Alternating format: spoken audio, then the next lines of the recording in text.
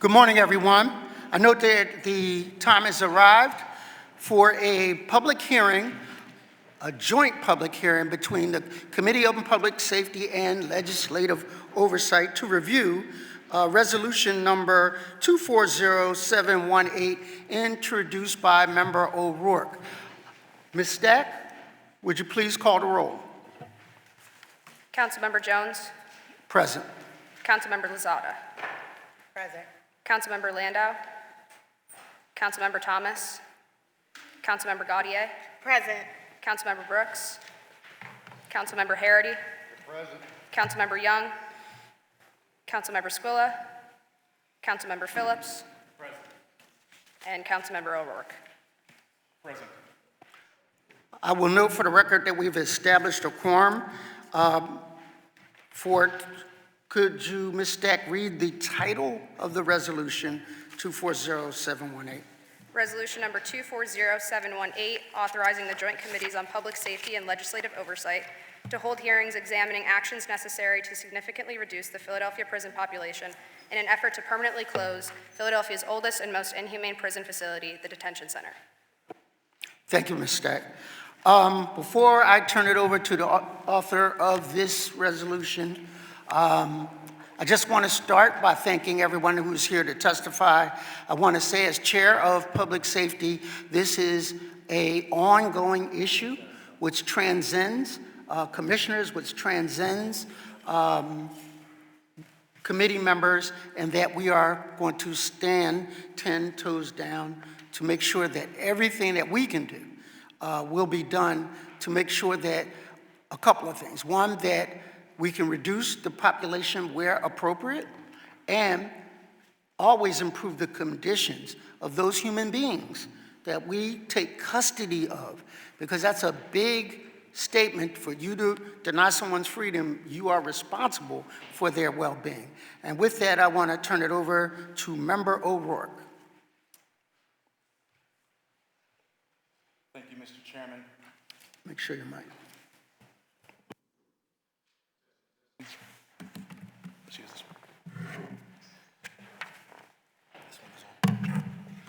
Thank you, Mr. Chairman. Good morning, everyone. And thank you to all the guests that are joining us this morning, all the panelists that have taken the time out today to testify, as well as to Chairman Jones and Chairman Thomas in his absence, chairs of the committee that are meeting here today. It's good to be here to really dig into some issues that for too many, so many, only seem to surface with a hot headline attached to it, a juicy little headline that get folks' attention. We read about riots, and escape will be big news for a week. You know, some sort of breakout will capture everybody's attention, or maybe you hear about the $25 million that our city was forced to set aside by a federal judge. That's exactly what happened last August, before the current PDP administration was here, since we violated the 2002 settlement in Remick versus Philadelphia, a class action lawsuit that only asks to clear the low bar of constitutional treatment for people in prison. The city was found in contempt of court for being out of compliance with the provisions laid out by the settlement, and to be clear, we're not close to meeting that bar right now, unfortunately. When the contempt order was handed down, based on a monitor's report from last March, the city was in substantial compliance with only 30% of the provisions laid out in the agreement, and that's rounding up. Last October, we were still at 30%. These provisions, again, are the constitutional floor. The floor now. Daily out-of-cell time, basic and timely health care and behavioral health, access to the law library, and other basics that should happen in our prisons. And if you've read them, you know the Federal Monitor for our jails is not holding back in these reports. I want to read just one portion of the last report from October into the record, if you don't mind. Quote, by its own inaction, the city has failed to honor its dedicated workforce and prolonged the neglect of many incarcerated persons. It must take ownership, the city now, of every substantive provision in this court's orders, and resist any political inclination to shirk responsibility, shift blame, or scapegoat as occurred during the initial settlement term, end quote. So today we're here to talk and take responsibility, to stop pointing fingers, and to address something that we've known for decades. All is not well up on State Road. And that's despite what have been some real successes, if I can say. Some in this room remember how we saw the incarcerated population plummet when Philly joined the MacArthur Challenge. Some remember celebrating the closure of the House of Corrections. Folks remember that Close the Creek campaign. And there is much in those efforts to celebrate. Yet and still, we find ourselves here talking about a rolling crisis that continues to affect so many families and communities in Philadelphia. There are bright spots in the conversation, like the work the Defender's District Attorney's Office and the First Judicial District did last year to fast-track the release of 100 pretrial detainees. That's the kind of coordination, I want to emphasize that particular word today, the kind of coordination that we need in order to address the crux of the problem, which is the ratio between staff and the incarcerated on State Road. Commissioner Resnick can attest to the fact that recruitment and retention is getting better at PDP, but that's only one side of the equation, just one of the scales that we need to balance, and we need to find that balance to ensure that we don't violate the rights of thousands of Philadelphians. That is, assuming that we do care in today's age. I know that politics is shifting, that we care about not violating each other's rights, let alone each other's as persons. Because a lot of those folks come home, y'all. And we have to be honest about the fact that too many return with more fear, more trauma, more shame, even if their stay is only a couple of days. And frankly, there are too many going in for 5 or 6 or 13 days for it to always be a wise use of our resources. I think there's agreement there. When folks return to their communities with a broken spirit, we know we have failed. We should know that. Thankfully, that isn't always the case, and a number of justice-impacted Philadelphians return home with a drive to improve their community, with demands on their lips, as we would want them to have, asking for the basics like accessible and affordable housing, health care for their families, good jobs and strong pipelines to good work once they get those jobs, and for institutions that can be held to account for the harm they inflict, especially in a time when institutions don't want to be held to account for the harm that they inflict. I'm grateful to be joining Chairman Jones and Chairman Thomas, who, in his absence, I should say, in building an institution that will seek transparency and accountability when it comes to our jails. But we need all of the decision makers in this criminal legal system to step into the frame, to get into the picture. So I'll be honest, I do wish that the First Judicial District could participate in testimony, especially with some of the good work that they are doing. As legislators, we know advances are being made, but we need to be a part of it. And each branch needs to be better at bringing the public into our process. If you have a family member who's in a burning building, and we know that some of our city have experienced that, unfortunately, so I don't mean to be lighthearted in this, but in seriousness, if you have a family that's in a burning building, and you don't rest assured knowing that the fire department is strategizing, thinking about somewhere about how they're gonna fix it. You wanna see them address the problem in real time, in person. That's a reasonable human expectation, because these are real issues. There are whole families shaped and scarred by cycles of incarceration, whole neighborhoods that have been forever changed. It is no secret that they tend to be the most violent ones as a result. And at the end of the day, it's those with the least that are getting locked up the most. I don't want to make anyone out to be blameless, but the way incarceration actually works in America looks like a war against those without means, if we're talking about who is actually targeted on the outside and who is forgotten about once they're on the inside. So the change that we need moves beyond just the jail. The change we need must sweep through City Hall and through our courts, be felt in our neighborhoods, on the concrete, touch the ground, and raise expectations for all the actors in the criminal legal system. If we stay on the same course, we'll pay deeply for it, and not just in dollars. The cost will live on in the Philadelphians now enduring the demoralizing violence of incarceration.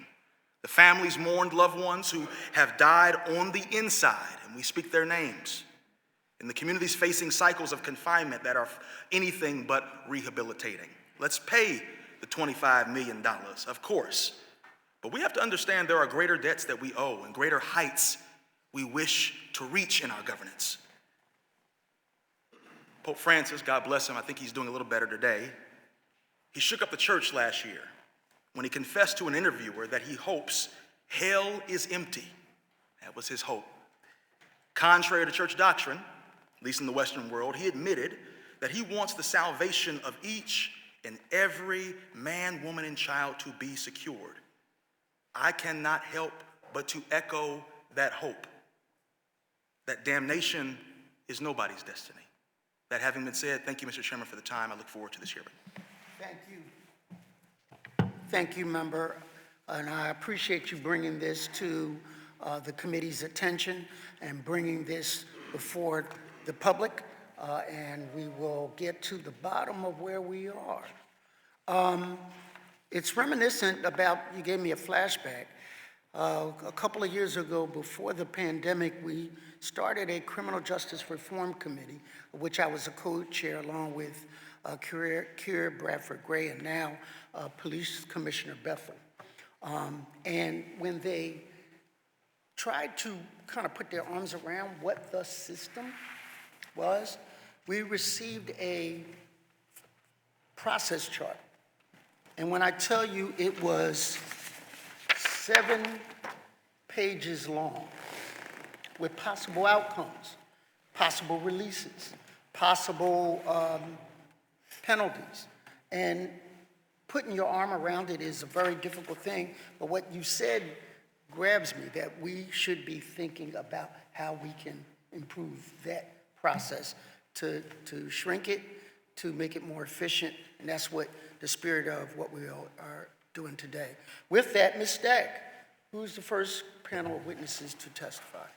District Attorney Larry Krasner and Commissioner Michael Resnick from the Philadelphia Department of Prisons.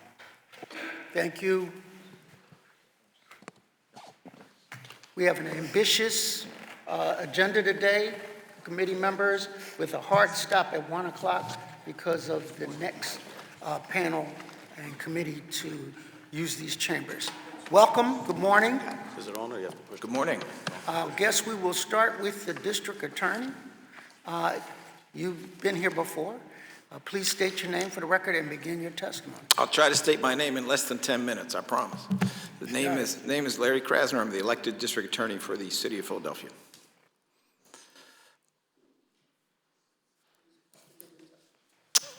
I'm going to run a clock because sometimes I talk too much. We're going to try not to talk too much. And I appreciate the opportunity to be up here with Commissioner Resnick because there has been a lot of collaborative work on the challenges that we face. I want to start out by saying that first and foremost, when we try to diagnose a problem, when we try to fix a problem, that's not a blame game. That is simply trying to work with your partners in ways that are effective.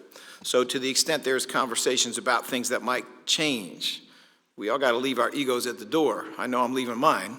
And we have to talk about things that might be able to change because this is a difficult problem. It is not something that is brand new or recent. This is a problem that has been developing over many, many years. And I think while we're making a lot of great progress, and I'm very happy about the collaboration that we have, among others, with Commissioner Resnick and with the Department of Prisons, with the Sheriff's Office, with the Police Department, with the Judiciary. While there's a lot of good stuff happening there, there's a lot more to do. So let me be clear. If I talk about solutions that involve all of us, that's not a criticism. That is simply an effort to work collaboratively so that we can get somewhere with some of these problems. I heard Council Member O'Rourke talk about the reality of poverty and its interaction with criminal justice. It was Brian Stevenson, author of Just Mercy, the man who appeared, I think, 6 times before the U.S. Supreme Court, won almost all those times. It was Brian Stevenson who said, you're better off, and this is a paraphrase, you're better off being rich and guilty than broken innocent in the prison system. And he's not wrong. There is no good reason why bail status or freedom status should be attached to money. It's a really bad idea. It's been a really bad idea for a long time.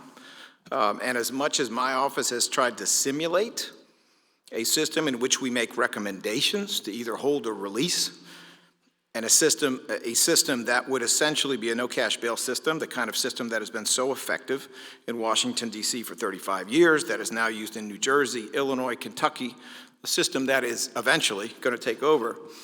Even though we've tried to simulate that, it's a matter of state law to get cash out of it. And in case anybody doesn't know what no cash bail means, it means some people get held. That's what it means. In D.C., it has meant about 12% get held until their trial because they are deemed to be such a danger to the community or so likely to flee, or often both, that they're held. This is not everybody goes home. And the other 88% have a much more robust system of support on the outside to make sure they don't trip up on the outside. That's where we need to be, but this is where we're stuck. We're stuck with a cash bail system. It is a bail system in which the DA does not set the bail. The bails are set by members of the judiciary, like everything else that all of us do, sometimes very wisely, sometimes not so much. And so there are many different steps in this process where we can do things to try to make sure that the people who need to be in jail are in jail, but that as many people as possible who are safely out of jail can get out of jail. Very briefly, I'm going to talk a little bit about the crime statistics because I think it's relevant. It was not that long ago we had 11,000 people in county custody. You may remember there were a bunch of rootin' tootin' law and order people, meaning people claiming that they were pursuing law and order, but all of that incarceration was not actually consistent with the law, and it was not giving us order. At that time, we had a lot more crime. What's going on right now in the city of Philadelphia is that we are safer than we were back in 2018. We are freer than we were back in 2018, and we are a lot safer and a lot freer than we were when there were 11,000 people in county custody under one of my predecessors, okay? That's reality. Safety and freedom are in no way inconsistent as long as it's done carefully, as long as it's done wisely. And so I commend any process that is directed at getting us to be safer and freer all at the same time, because we've shown it can happen. We led the country among big cities in improvements in public safety last year, despite being the poorest of the 10 largest cities, despite there being more guns on the street every day than there were the day before. So there's nothing at all inconsistent about safety going along with freedom. I said 11,000 people in county custody back in the day. This morning, I believe the commissioner, who is my source of information for this, will tell you there's about 3,700 people in county custody. There's about 3,700 people, and our crime numbers right now are way below where they were last year, which was an exceptional historic record year both locally and nationally, right? They're way below that. So no, it's not what they sold you. It's not a situation where the more people you lock up, the safer you get. On the contrary, the more people who don't need to be there, whom you lock up, the less resources you have for public schools, for sports programs, for everything else that is so preventative and so proactive. What we should be after is preventing the next victimization, not just punishing the last. Both have their place, but what we should be after is a system where we keep getting safer and we keep getting freer. And to me, that is very doable. Dealing with the issues in county custody is a crucial part of that. So let me talk about one of the things that has been going on for a few years. It is our early bail review program. That is a good program that has, in my opinion, it's had a lot of benefit in terms of reducing the prison population, county prison, without causing any increase in crime that we can see, and hopefully that we will never see. This is a program where every day there's a courtroom, and there are about 20 to 25 cases that are considered more or less a week after the first bail is set. They are considered by a judge of the municipal court, and the public defender's office and the DA's office go in there and make recommendations. Sometimes the DA's office is saying, yeah, drop the bail. Sometimes they're saying, don't drop this bail. We need to go higher. There are parameters on this. It must be bails that are $250,000 or less. And there are also a list of cases that will never make it to that hearing, and rightly so. And they include cases, for example, where you have a child victim, where the case is an FOJ. That means it's someone who's being held locally because they have a warrant from a different jurisdiction.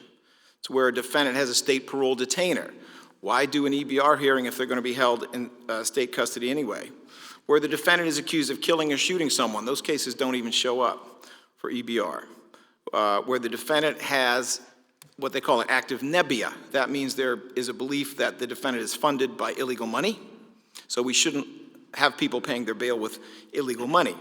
Or where the defendant is accused of violating a protection from abuse order, and that, of course, is because of the special and specially dangerous dynamic of domestic violence. This is a careful program that began actually in 2016, but it was much, much smaller, much tighter guardrails. It has broadened over the years, and what we have seen is that it has an impact. But let me tell you this, part of the reason we need it is because the initial bail process can be improved. We came up with a second bail hearing essentially to fix the problems with the initial bail hearing. There are things we can do with the initial bail hearing that are actually really important as well. And I am happy to work with any or all of you. I'm happy to do it in private. I'm happy to do it in public hearings to talk about what things we might do, because there are more improvements.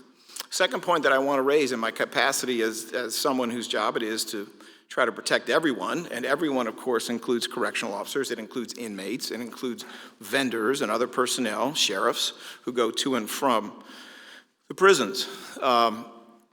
We have enjoyed good progress with the commissioner and with the police department in trying to deal with the reality that there was a lot of criminal activity going on in the prisons, some of it by inmates, some of it by correctional officers, no aspersions on the other ones who have a tough job and do it the right way. But that criminal activity has been fed by other forms of other challenges in the prisons. It has been fed by staffing issues. It has been fed prior to this administration by efforts to remedy the staffing issues. It has been fed by a lack of up-to-date cameras. It has been fed by a lack of up-to-date technology. I won't get real specific because we're not trying to teach people how to get out of prison, but it has been fed by these other things. This city is a city that cannot experience what happened at Attica. We cannot do it. If we got cell doors that open, they need to be fixed. If we have camera systems that are down, they need to be fixed. If we have alarm systems that are problematic, that needs to be fixed. I have heard the idea of body-worn cameras on correctional officers. I think that's good for everybody. Good for everybody, especially when they are supplemented with cameras that are stationary and permanent, so you get the full picture of what's going on. I won't get into the various prosecutions because I see I'm at the end of my 10 minutes, but I'm happy here to address any questions you may have, because I think this is a very, very important project for the city and can make a tremendous difference in making us safer and freer all at the same time. Thank you, District Attorney. I want to acknowledge the presence of my co-chair, Isaiah Thomas. Oh, Council President, I'm sorry. Look him right in his face, too. Council President gave you a demotion. I'm giving you a promotion. That's Council President Kenyatta Johnson. Would you like to say anything, sir? Yeah. I just want to come past and briefly just give some support to the sponsor of this particular resolution in the hearing. The whip of the minority party, Councilmember Nicholas O'Rourke, as well as acknowledging my leader in public safety, Councilmember Curtis Jones Jr., as well as the legislative oversight chairperson, Mr. Isaiah Thomas, who's the chair. And just a couple things I just wanted you to follow up on, Mr. Krasner, and it's always good to see you. I always like to state for the record that crime has been significantly higher, particularly homicides and shootings under District Attorney Lynn Abrams, as well as District Attorney Ron Castile, who were two tough law enforcement, tough on crime DAs, and crime was still higher then than it is now. I just want to state that for the record so we can frame this conversation. Crime is down significantly in the city of Philadelphia and also across the state of Pennsylvania. A reason why, from the work that we have been doing comprehensively to take a look at how we address gun violence and shootings here in the city of Philadelphia. On the state level, part of the governor's proposal is to actually shut down two particular prisons based upon us not sending people upstate anymore. And that's based upon the work that we have been doing consistently over and over and over. When you talk about the issue of bail reform, a lot of people say, well, when we deal with this issue of gun violence, and I know Chairman Jones, we've worked on this early on, but give us an overview when it comes to particularly gun violence. Your office approach, when you have individuals in custody and you request a certain amount of bail, I think it's 99, 99, 99, just short of $1 million bail, to make sure the worst of the worst isn't let back out on the street. What usually happens in that case? And tell me about your team's approach. And this is just to set the record straight, because a lot of people think that, we lock them folks up and we just let them get out, but don't really know that you're actually moving forward saying, I want this person to stay. Thank you, Council President. I appreciate that framing, and I appreciate your participation as always. So our approach is pretty straightforward, which is that there are categories of crimes and there are individuals who engage in them who need to be locked up. It is a lot fewer than it used to be, but there's some people who need to be locked up because at this time they pose a danger to other human beings, and it's incompatible with safety on the streets to have them out and about. As I said, though, when you go from 11,000 people to fewer than 4,000 people, which is where we are now, it's a lot fewer than used to be locked up in the old days. If anything, our frustration as an office is that when we're trying to go real low, when we're recommending no bail at all for some nonviolent offense with someone who's suffering from mental illness, when we're doing that, a lot of times the judges will put a small bail on that case, so we're effectively locking up somebody for being broke. And then at the other end, when we go in looking for $1 million, and the reason it's slightly off of $1 million has to do with how the prisons at that time were housing people. It was a public safety measure to be under $1 million because it limited the prison's options on how and where they housed people during COVID, right? But that's how we got to that number. We wanted to have a zero number, and then we wanted to have a number that was so high that it was very unrealistic that people who pose a clear danger could get out.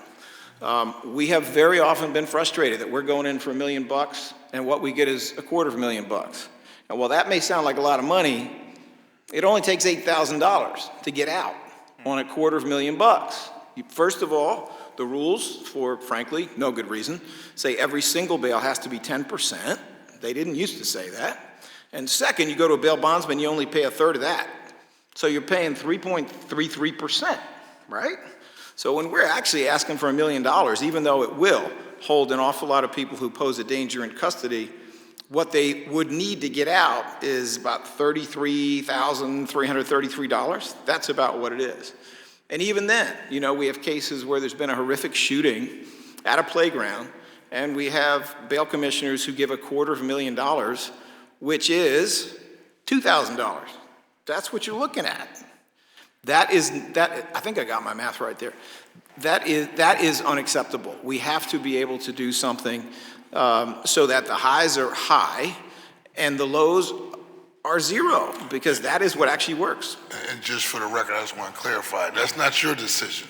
It is not my decision. I want to clarify that for the record. It's not, it is not, Council President, and it is the consequence of just long-established practices. We have bail commissioners who are not elected, and some of them are great, don't get me wrong, but we have bail commissioners who are not elected, and some of them are not lawyers. They have not been judges who supervise people on probation and parole, who did trials with individuals. Their skill set is more administrative and bureaucratic than it is judicial, and it poses problems. It does not have to be that way. It is not that way in any other county in Pennsylvania. And I'm not saying scrap it all, and I am not here to diss those individuals who are bail commissioners. But we do have to look at the fruit of the tree. And the fruit of the tree is that some things that should be nothing are, in my opinion, too high. So we've broke people in jail, which clogs up the jails. And at the other end, some people who are really dangerous have lower bails than they should, despite the fact that we're going in for higher bails. I mean, if you point a gun at somebody and you shoot it, that's pretty serious, for everybody, often including the one who fired the gun. So to me, that's a little bit bothersome. We have this rush to set bail, and then we have people setting bail who don't even have the powers of elected judges to do things like impose enforceable stay-away orders. There are some changes that can be made at that first level. I truly appreciate the leadership of the municipal court at this time. Jaffe Pittman and also Karen Simmons, two excellent judges who are very thoughtful, trying to do the right thing. I'm all in to work with them, to work with defense attorneys on a system of bail that would be more accurate from jump, instead of having to come back a week later and try to fix things that could have been fixed in the first place. I think with a little bit of both of these methods, we may be able to drive the prison population down further and consistent with what we've seen for years, drive it down further without causing any endangerment of the public. Thank you. Thank you, Mr. President. We will allow, are you done with your testimony, Mr. Dixon? I'm done and only available for And questions. will you stick around, please? Of course. So as Commissioner Resnick does his testimony, we can then begin Thank you, Chairman Jones. questioning. Good morning, Chairman Jones and Council President Johnson and members of the Public Safety and Legislative Oversight Committees. I'm Michael Resnick, the Commissioner of the Philadelphia Department of Prisons, and I'm here to provide testimony on Resolution 240718, introduced by Councilmember O'Rourke, calling for hearings, examining actions necessary to significantly reduce the prison population in an effort to close the detention center. The resolution states that the prison population was 4811 as of July 2024. At the outset, let me convey the good news that our jail population, through the collective work of our criminal justice partners, has decreased to 3819 as of 2/27/25. And the population this morning, as testified to by the district attorney, is 3854 total and 3692 in-house population. I'd like to publicly thank our partners in the First Judicial District, especially the Honorable Karen Simmons of Municipal Court, who has focused her attention on bail review, as well as the Honorable Rose DeFino Nastasi of the Court of Common Pleas, who has been focused on mental health diversion. The courts, along with the Defenders Association, the district attorney, have been outstanding partners in implementing processes that have resulted in this reduction. Also, we meet monthly with the Criminal Justice Advisory Board and members of the Prison Population Subcommittee. While the jail population is seasonal, we must continue our efforts to ensure that as we move into the warmer months, the recent population reductions remain. We are working with the criminal justice partners to reduce the average length of stay, thereby lowering the population. As of July 2024, at the time of this resolution, our average length of stay was 234 days. Currently, it is an unacceptable 260 days. So yes, the criminal justice system needs to look at case processing, but as I will discuss below, 60% of the inmates in population are being held on more serious charges. And one thing I will note for the record, in alliance with what the district attorney had testified to, at the end of a month, when you take a look at the people who've been released from our population, 43% of them have been there for 2 weeks or less, which begs the question, why are they there in the first place? And as a lawyer, I understand process. But if we're going to release individuals, 43% of those that are in custody, why should they be in the population in the first place?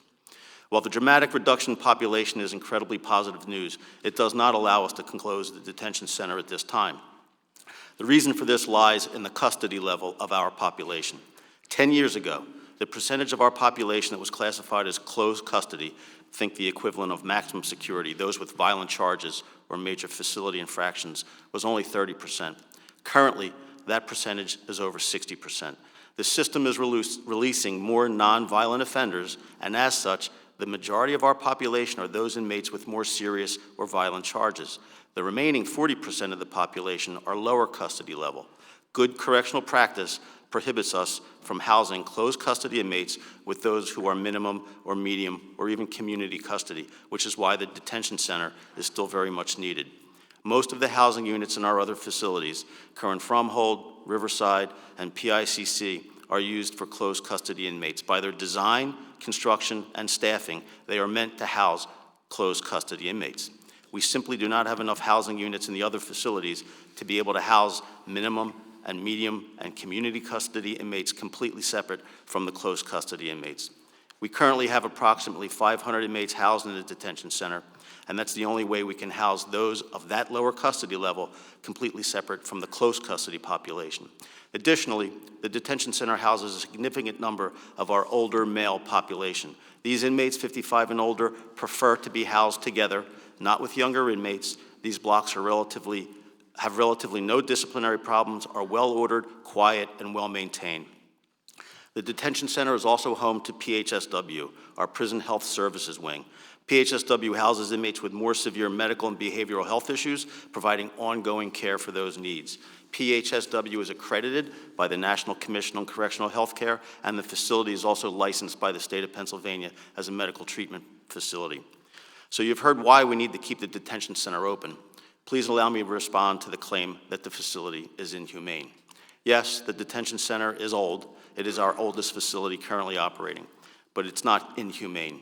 We have dedicated staff there who work hard to ensure the conditions are as good as they can be for the population housed there. There's an assertion that the incarcerated population at DC are only receiving 1 hour of out-of-cell time. This is not accurate. The inmates housed on the dormitories can move about those sections at will. They have bathrooms, showers, phones, televisions, tablets to use in those sections. Further, the 4 dormitories at DC used to house as many as 232 inmates per dorm. Currently, we have less than 100 inmates housed on those dorms, allowing the dorms to be far more crowded, more comfortable, and the inmates are allotted an opportunity to use the rec yard for 2 hours a day, weather permitting, that's outside, and they're also scheduled the opportunity to use the rec gym 4 times a week, 2 hours at a time. The inmates housed in our 3 non-dormitory housing blocks, these are the over 55 inmates, are out of their cells for an average of 10 hours a day, and they have bathrooms in their cells, but while they're in the day rooms, they have access to showers, phone, television, tablets, also able to play cards and other games. They're also allotted the opportunity to use the rec yard 2 days a week, weather permitting, and they're also scheduled an opportunity to use the rec gym 5 days a week. As for programming, the detention center houses individuals enrolled in the Options program. That is a therapeutic drug and alcohol treatment program that is court-ordered, and they participate in that program consistent with the court orders. The detention center also houses participants in our New Leash on Life program. They participate in the program designed to deter recidivism as they prepare rescue dogs for their forever homes. They're provided with internships, housing assistance, job placement assistance upon release, and we currently have the 37th cohort of that program ongoing at the detention center. Other programs available are Better Minds, a fatherhood enrichment program, anger management, mindfulness and meditation, career keepers, and several other educational programs. Regarding our medical backlog of off-site appointments, we have worked aggressively to reduce and decrease the medical backlog throughout the entire PDP. The current detention center backlog for off-site medical appointments has dropped from 104 in July 2024 to just 11 now. Of our other medical services in general, please allow me to share the following. We have increased our budget for medical care by $3.4 million. The current budget includes 360 full-time clinical and support staff.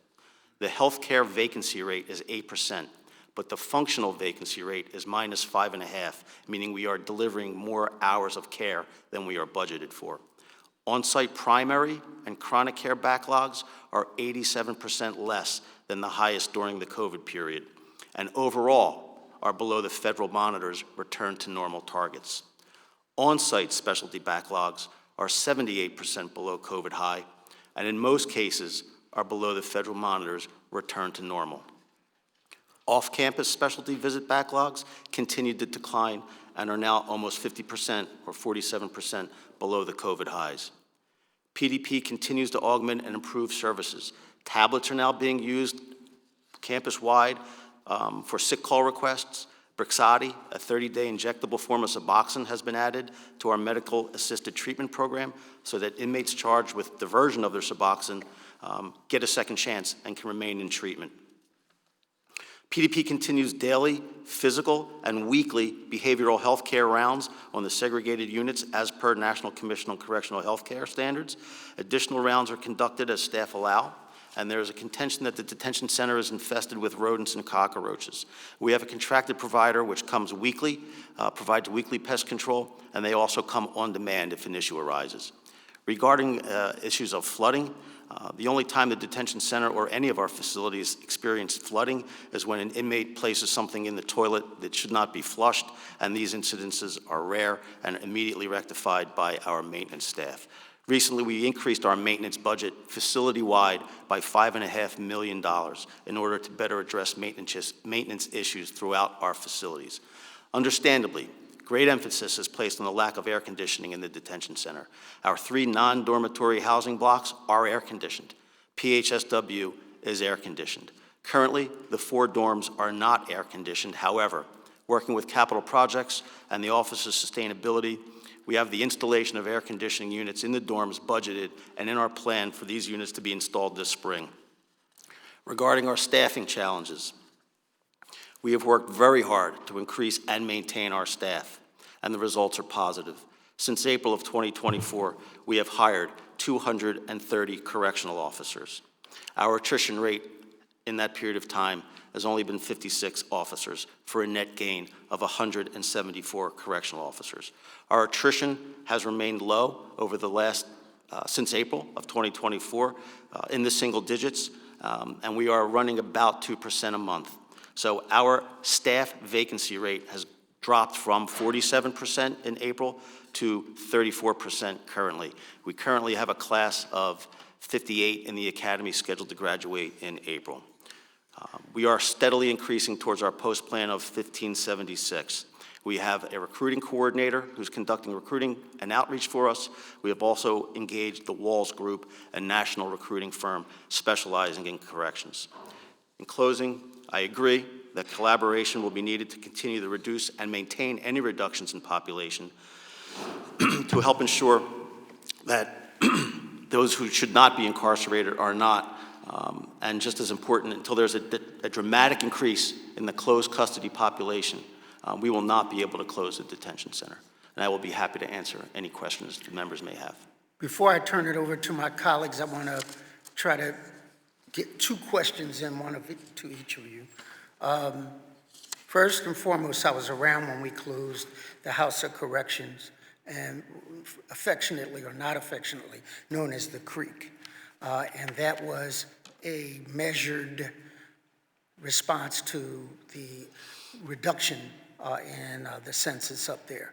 I want to also say that we have walked your pods up there, me, Member Brooks, former member Gim, and realized the immense responsibility that your professional staff have to undergo, many of whom are female officers overseeing 40 to 80 men on a pod, and I just found it to be exceptional work that they're able to maintain any measure of control.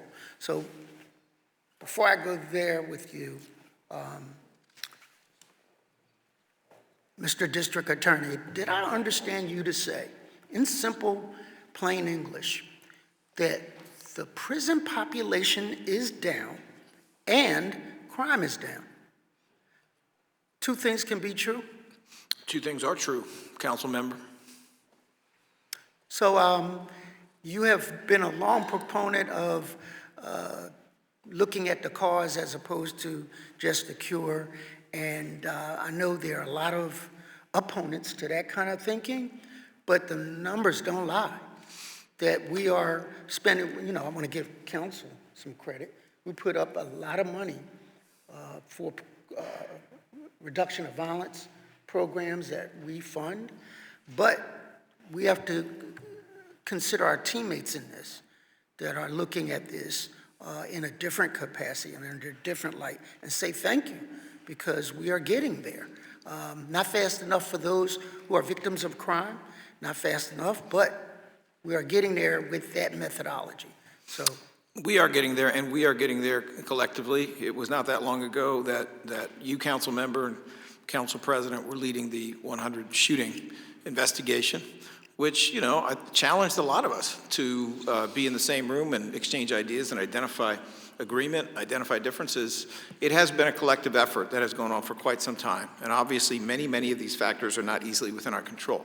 But I will say this. I think a lot of the work that's being done at the prisons is great. I think it's important. I think it's positive, okay? And, the reality is we need to continue that.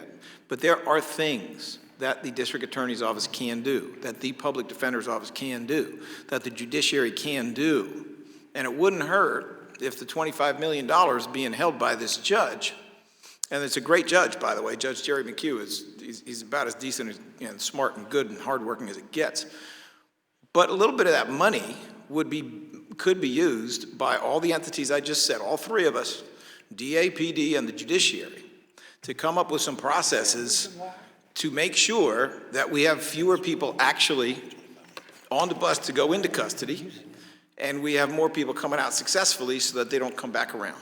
Wouldn't take a lot, really, but it would make a big difference. And one thing that council might be able to do, if you are so inclined, is you could join us in a letter in which we are proposing that some portion of the unexpended funds there, I know a lot of them have been expended for the prisons, and rightly so, but some of that can go to lift the burden on the prisons in other ways before people would even get there, or when people are stuck there too long and don't have to be. Some simple stuff can make a difference. I have with me Brett Zakosian, who has evolved as a special investigations unit attorney to become effectively a specialist in the prisons. And there's a fascinating interaction here between holding people accountable for criminal activity in the prisons and also controlling that prison population. It is the same good work that addresses both of these issues. So that's my little plug for the value of collaboration with the prisons, but also with the entities that are responsible for people getting there and getting out. Thank you for that. And we heard you with my good ear about that joint letter. I heard you. Commissioner Resnick, real quick, and I'm going to, I swear, turn it over to you guys. We, a couple of years ago, experienced some violence in the parking lot of your facility. One of the things that I'm channeling my inner member, Isaiah Thomas, when I ask these questions, how are we on locks? How are we on cameras? How are we on that controlling of that parking lot? So, Councilman, thank you for the question. We have deployed our transportation unit to our facility grounds. They patrol 24/7, 365 now. So if you come to the prisons, you will see prison transportation vehicles with lights activated, stationed in certain areas, and then they do roving patrols. We've just completed the installation of a network of perimeter cameras around the jails. We have actually drone cameras that we're installing on the facilities that will take a bird's eye view of our campus. We're working with OIT to develop an integrated camera system. So because of the age of our facilities, the different facilities have different cameras and they operate on different systems. We want to get one system that will integrate all of those, replace our older cameras, and make sure they all work on one platform. We're also investigating the possibility of outfitting our staff with body-worn cameras. So we've also implemented a security and intelligence unit working with the district attorney's office to monitor phone calls, monitor visits, gather intelligence on security threat groups, interdict contraband that's coming into the facilities, and that unit has been highly successful. We have identified certain individuals, staff, visitors, and contractors to the district attorney's office for them to take the appropriate action. So I think Locks? all locks have been fixed. Thank you. I'm going to turn it over to Member O'Rourke and then Member Harris. Thank you, Mr. Chairman. Let me just jump right into these questions again. Thank you both to the district attorney as well as to the commissioner for being here today and for sharing your testimonies. Commissioner Resnick, I want to briefly start by making sure that I understand a few points about why we can't close the detention center. First, 60% of PDP's population is in closed custody, meaning they have serious charges and we need to house them separately. Secondly, the detention center, among other important things, houses folks who are incarcerated over less serious charges.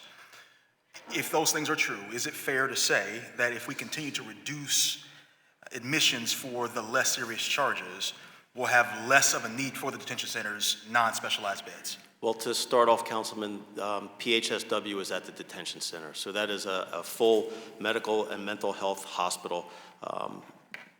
there's about 50 or 60 inmates at any given time there. So if I were to close the facility, I'd have to find another healthcare facility to house those individuals. But essentially, your paraphrasing is correct. 60% of a little over 60% of our population are what we classify as close custody. That you would think maximum security. So they need to be housed in our most secure facilities, the three that I mentioned, CF, PIC, and RCF. While I still have about 500 medium, minimum, and community custody inmates, like example, all of our outside workers, they're housed at the detention center. They're the inmates that can work around the facilities out on the grounds. They're housed there. As I think I said in my testimony, our population tends to be cyclical. We're at 3,700 and change today, or 3,800 and change today. My fear is that if the processes we've put in place do not maintain and we do not address the further issues of length of stay and process, the population will do what it does every spring and summer and rise. Heard. And so just to put a pin on what you said, essentially the issue in terms of closing down a particular spot is a facilities issue, that you have an important component that is one place. If we removed it, we could potentially be able to close that down. I just want to make sure that I'm clear about that. If I moved it, If that happened. if that happens. Thank you very much, Commissioner. And again, I appreciate your willingness to be here and to collaborate, and do look forward to the continued partnership. Let me just move on. Out of cell time is a basic necessity for health, safety, and rehabilitation in jails. Without it, people are forced into near total isolation, which worsens mental health, increases tension and violence, and makes reentry into the community even harder. That's why the REMIC settlement required the city to provide at least 5 hours of daily out of cell time by 2022, or late 2022. However, the latest federal monitor report found that no housing unit at CF or PIC averaged at least 6 hours of out of cell time. 29% of CF housing units average less than an hour a day. The city remains non-compliant with this basic constitutional requirement. So the question is, the next federal monitor report is coming out at the end of the month, and I think I learned recently that even that's a little late or delayed or what have you.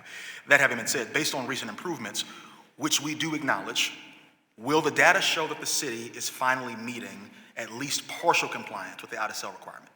So, Councilman, the monitor's reports are based on data collected and visits that have occurred months previous. Right. So this report that comes out now will give a snapshot of what the conditions were like several months ago. Since the last monitoring visit, we've deployed more correctional staff and our population is down. So, and I don't mean to get too much into the weeds with this, but let's say I close the detention center and I move those 500 inmates throughout the facilities that exist that we have left. The population on those housing units would rise. Right now, with the population lower on those units, I can open those units with one officer. I don't need two officers. So the number of officers that I have now allows me to open those units fully. In the past, what we were doing was opening the bottom unit for a couple of hours a day, locking them in, opening the top unit for a couple hours a day, because I had too many inmates on a housing area with just one officer. Now that the population has been reduced, I can open up entire units with just one officer. These are labor agreements we have with the union based upon staffing. So with the population where it is, that allows us to open up. Deputy Commissioner Nash, who is my new Deputy Commissioner for Operations, is working with the wardens to develop daily operational schedules that will allow us to open up those facilities at least 6, 7, 8 hours a day. So I think as our staffing continues to rise, and if the population level holds, I'll be able to open up units for the better part of the day. Okay. Mr. Krasner, thank you again for being here. I wanted to ask about the newly launched emergency bail hearings. Before I do that, you mentioned something earlier in your testimony. Just for the record, what percentage of cases does the DAO request that 999,999 number amount for? That is a good question to which I don't have the answer at this time, but I can certainly let you know. I can tell you it's, we don't have a quota or a particular percent or particular number, but it relates very directly to the nature of the charges, the history of the defendants, And also, you know, if they have a long record of never showing up for court, that is also considered. But primarily relates to those factors. So what you would see now, contrary to what I saw for 30 years as a criminal defense attorney when I used to go to the prisons, you will see now is a different and much smaller population in custody than before. That's a good thing. They are different in that there is a higher portion of felonies because we got a lot of the people on dumb misdemeanors out. They are different in that because of the nature of prosecution of homicide cases, which can often take 2-3 years to conclude. You know, people on homicide cases are in before trial with few exceptions. So it is a group charged with more serious offenses. It is a group charged with more felonies.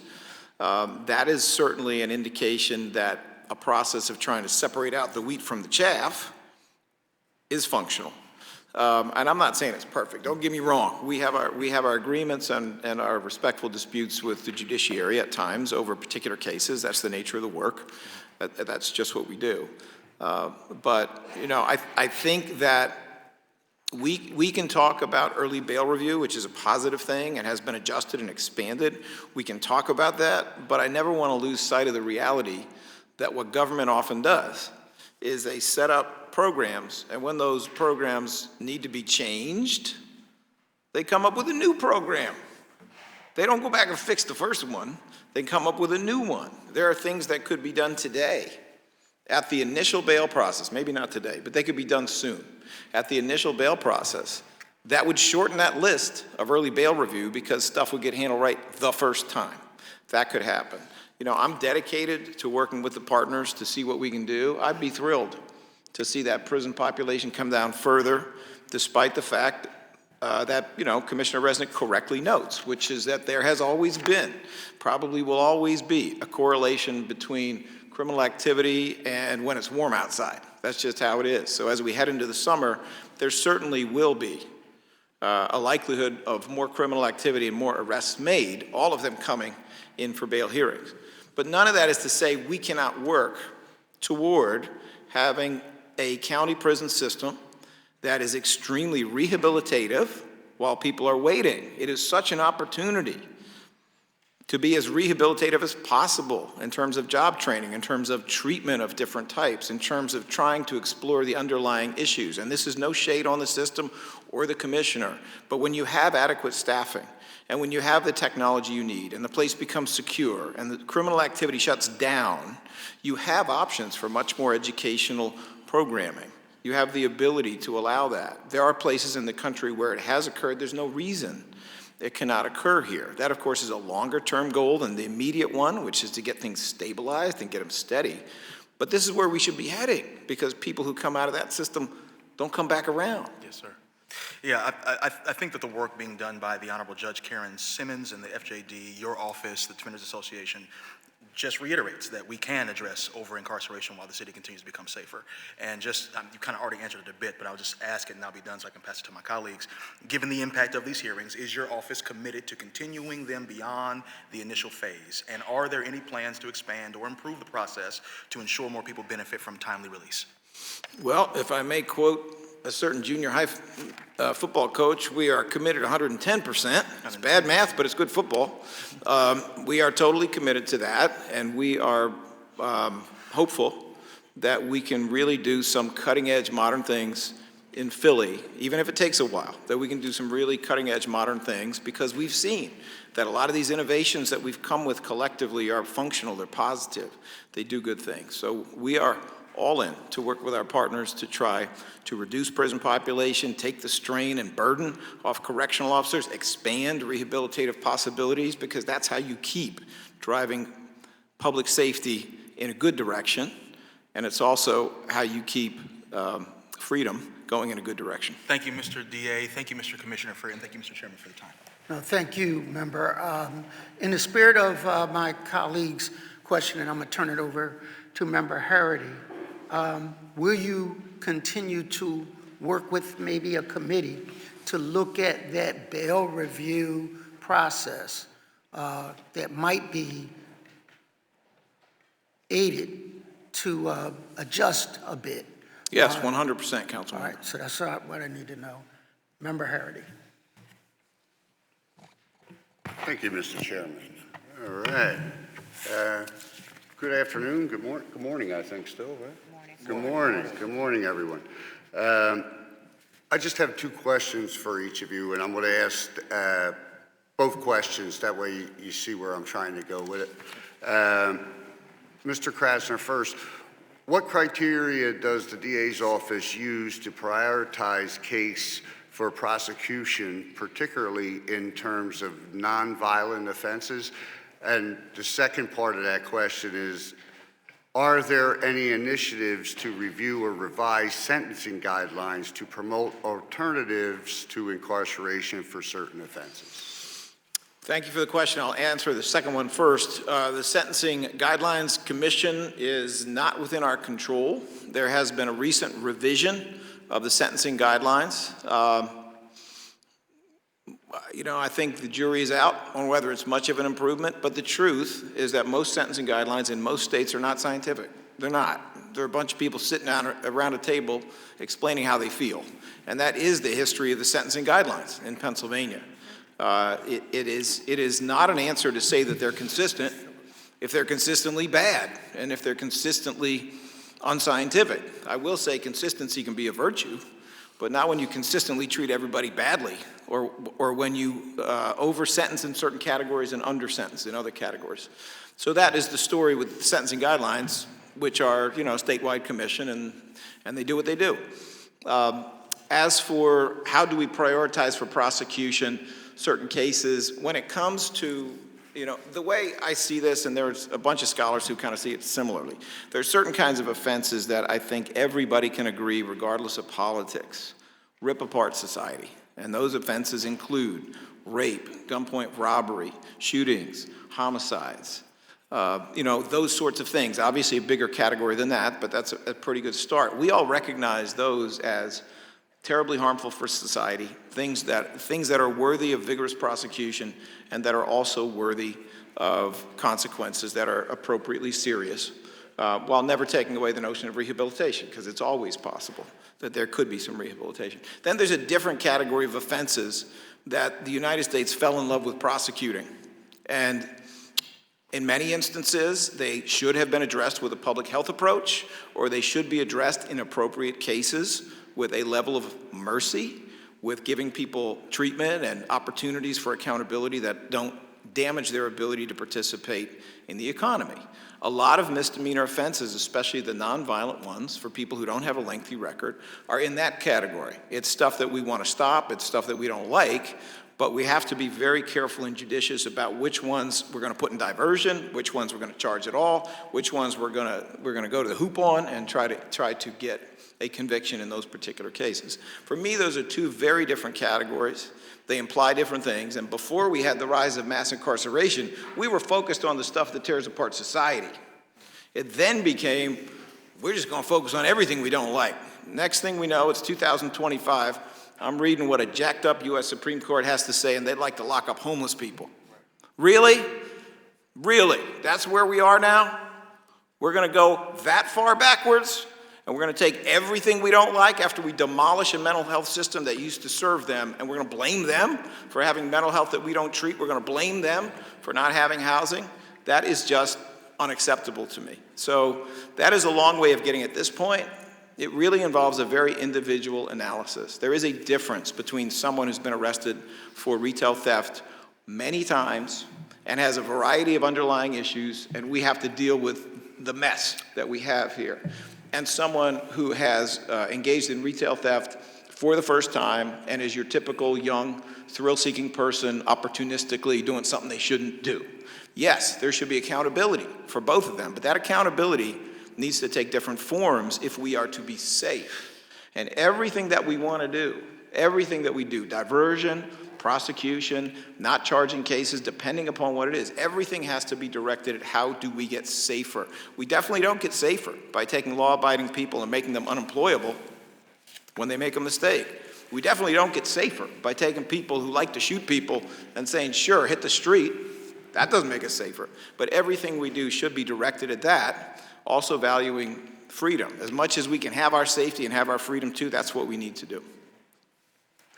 And Commissioner Resnick, just real quick, with the increased budget for the medical care, will you be able to hire more healthcare staff to return to functional vacancy rate, to return to a functional vacancy rate? And then the second part is healthcare staff divided between inmates with substance abuse issues versus non-substance abuse issues, or are the positions interchangeable? I'm sorry, I didn't get the last part of that, Councilman. Is the healthcare staff divided between inmates with substance abuse issues versus non-substance abuse issues, or are the positions interchangeable? In other words, Right, so our vacancy rate currently is 8%. Given the overtime that has been worked, and given the way that we've been able to structure some of the scheduling, our functional vacancy rate, meaning the hours that we're able to provide care for, are more than the hours that we have budgeted. So we actually have a negative functional vacancy rate. We're doing more with the individuals that we have. Our contract for medical care has been increased several $1 million to provide more staffing. The second part of your question, we do have individuals who are specializing in addiction medicine, and we have a medical assisted treatment program that has been called a national model. So people who come in to our facilities are evaluated. If they score, what's the score? Less than 0, more than 10. State your name for the record, please. I'm sorry, First Deputy Commissioner Xavier Buford. What's the test called, though? It's called the COWS test. COWS test. The clinical opioid withdrawal scale. So anybody who scores even the lowest score on that evaluation will be started in our MAT program and be provided with Suboxone. So it's Suboxone. You did mention another one. Oh, it's Brixadi. So that's the one that's a 30-day injectable, and we provide that for individuals who divert their Suboxone. So they save it and they sell it to other inmates who shouldn't have it. Right. Part of the black market. So we provide that as an alternative to Suboxone. I will also say that we are in the process of piloting a medical monitoring system so that every inmate that comes into our custody for the first 5 days will be on a medical monitoring device. It looks like a big Apple Watch, and it monitors for respiration, blood pressure, heart rate, movement. So if there is a medical emergency that occurs, somebody's heart rate plummets, their blood pressure spikes, officers will be alerted, medical will be alerted, and will be able to respond to these emergencies immediately rather than happen upon them the next time someone does a tour. It does not mean that we will have no deaths in custody, but what it does mean is we will be able to respond to emergencies much faster, provide interventions much faster. And before I finish, I don't know if I'll have an opportunity to address it, but your chart, 2024, we've had 6 in custody deaths. So I just wanted to put that on the record. Okay. I think that's good for me. Thank you. Thank you, Mr. Member Chair. Harity. Thank you. Member Phillips, I'm going to ask you to defer to Member Lozada because she's speaking on the same line of questioning that Member Harry. Thank you so much for your indulgence. Member Lozada. Thank you, Councilmember Phillips, and thank you, Councilmember Jones. Just very quickly, you mentioned the medical unit, the pilot program that you all are looking to move forward to. Can you tell me what's the cost of that pilot? I believe the initial startup phase is 1.2 for the acquisition of all the devices, all of the hardware, and all of the systems required to communicate between the devices and our medical and the officers' monitoring stations. That was paid for through the REMIC sanctions funds. The monitors gave us authority to do that. And how long is that pilot? We are going to pilot it at PICC first for the females because it's a smaller population. Once we prove concept, we will expand it to all male intakes at CFCF, all female intakes at PIC, and anybody who our medical staff determines needs to be on consistent monitoring given their medical condition. And District Attorney Krasner mentioned something earlier that I completely agree with, right? I mean, I think that we need to make sure that we are doing the things that we're doing with this population in a safe and responsible way, right? And if they don't need to be incarcerated, then they shouldn't be. I'm sure that everyone here in chambers and at home know that I have been pushing for enforcement in the Kensington community since I arrived, right? And so I share the same concerns that some of the residents share, and that is that we don't want anyone to come in contact with our systems and find themselves never walking out again, right? And so I had the pleasure of touring the prisons with Deputy Commissioner Buford and the last administration, learned a great deal of the system itself. At that time, I learned that 60% of the prison population was substance abuse dependent. Is that still the case? How has that changed?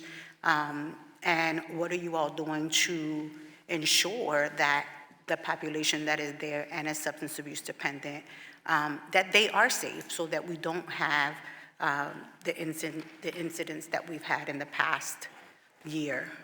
So I'm happy to hear that you toured our facilities. I would invite you to come back, and I would invite all of your colleagues to come and tour the facilities. I don't have a specific figure. Your figure sounds about right, of the number of inmates that come in to our system who are substance abusers. Many of them are dual diagnosed with substance abuse and mental health issues. I think we are probably the largest mental health treatment facility in the city of Philadelphia, and we should not be. But what we do as part of our intake process is we do the CALS assessment. We do a complete medical examination, blood and urine, and if somebody is substance abuse, we provide them with the MAT program. They're immediately enrolled in our MAT program and placed on Suboxone. And so where do the stories come from? And we've heard them often in our office, right, that whether it's medication related to substance abuse disorder or just regular medication, inmates tell us often, and their families tell us often, that they are not afforded their medication in the way that it's supposed to be dispensed. Where does that come from? General accusation, Councilwoman, I could not tell you. I would need specifics as to who the individual was, when this occurred, for me to look into it. Our medical unit, as I said, we have over 300 medical providers of various levels. We do medication 3 times a day. They come to the units, they hand out the medication. You know, it's important to me to ensure that our population receive the health care that they're required to get and that we're obligated to provide.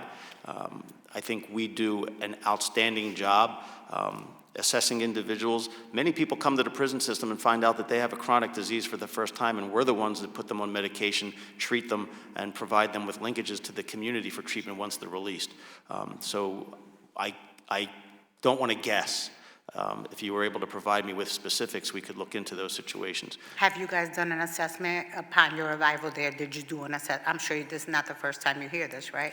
So have you done an assessment of the stories that we are hearing and what the actual reality is in the system? Part of the performance measures and the quality of care assessment of our medical team is the timeliness of our medical appointments, the timeliness of our prescriptions and administration of medication. We do evaluate those things. And as far as I know from the data we've received and the reports, we don't have a problem with that. Okay. Part of what we've talked about in the past is, as we work towards reducing the prison population, how are we preparing our inmates to reintegrate into society, right? I've heard my office is working with a group of returning citizens who spent some time in our system and came out in the middle of the night, apparently, and have zero documentation, right? They have no birth certificates, no socials, no driver's license, absolutely nothing to help them stay on the path to being contributing citizens to our city.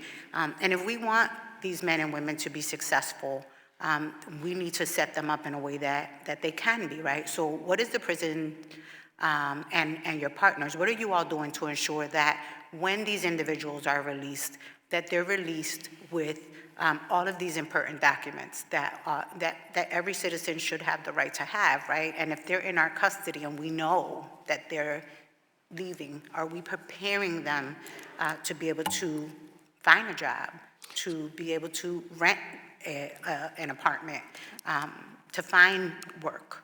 Sure, thank you for that question, Councilwoman.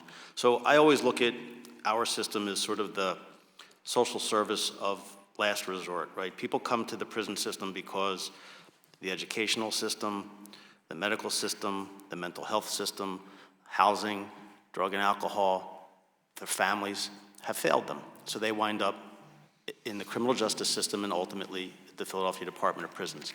And then we are expected to perform miracles to ensure that when people are released, they don't recidivate.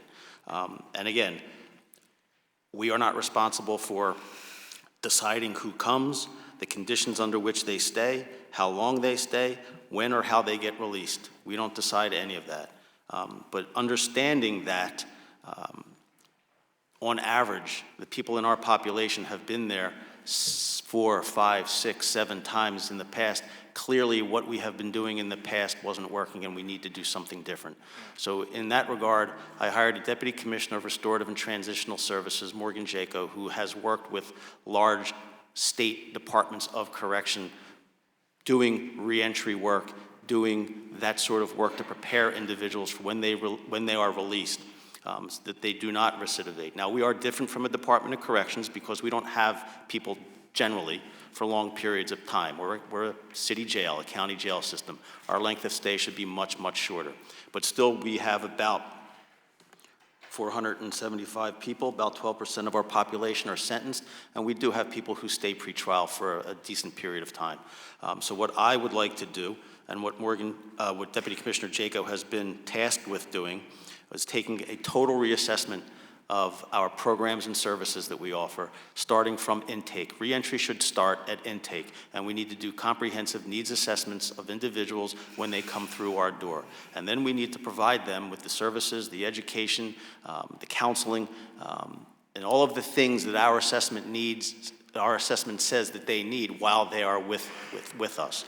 And then we need to provide them with linkages into the community so those services can continue. And to that end, we've obtained a huge mobile trailer, the Philadelphia Department of Prisons Reentry Center, which we are going to man with our RTS staff, staff from the city's Office of Reentry Partnerships, and community providers. And everybody who gets released will be taken to the trailer. I can't force you to take the services, but the services will be offered. We'll be offering city IDs there when people get released. We'll be offering linkages to community partners based upon your assessment and work that you've done in the facility. We're also working to bring in additional vocational services. We have home health aides. We have CDL. We are exploring the possibility of bringing in a welding program.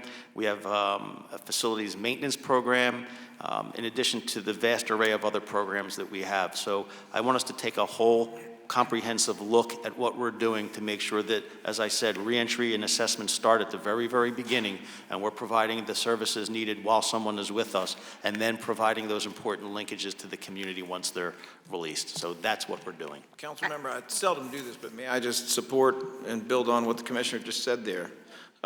You hear what he is saying. He's saying reentry begins when you first get to jail.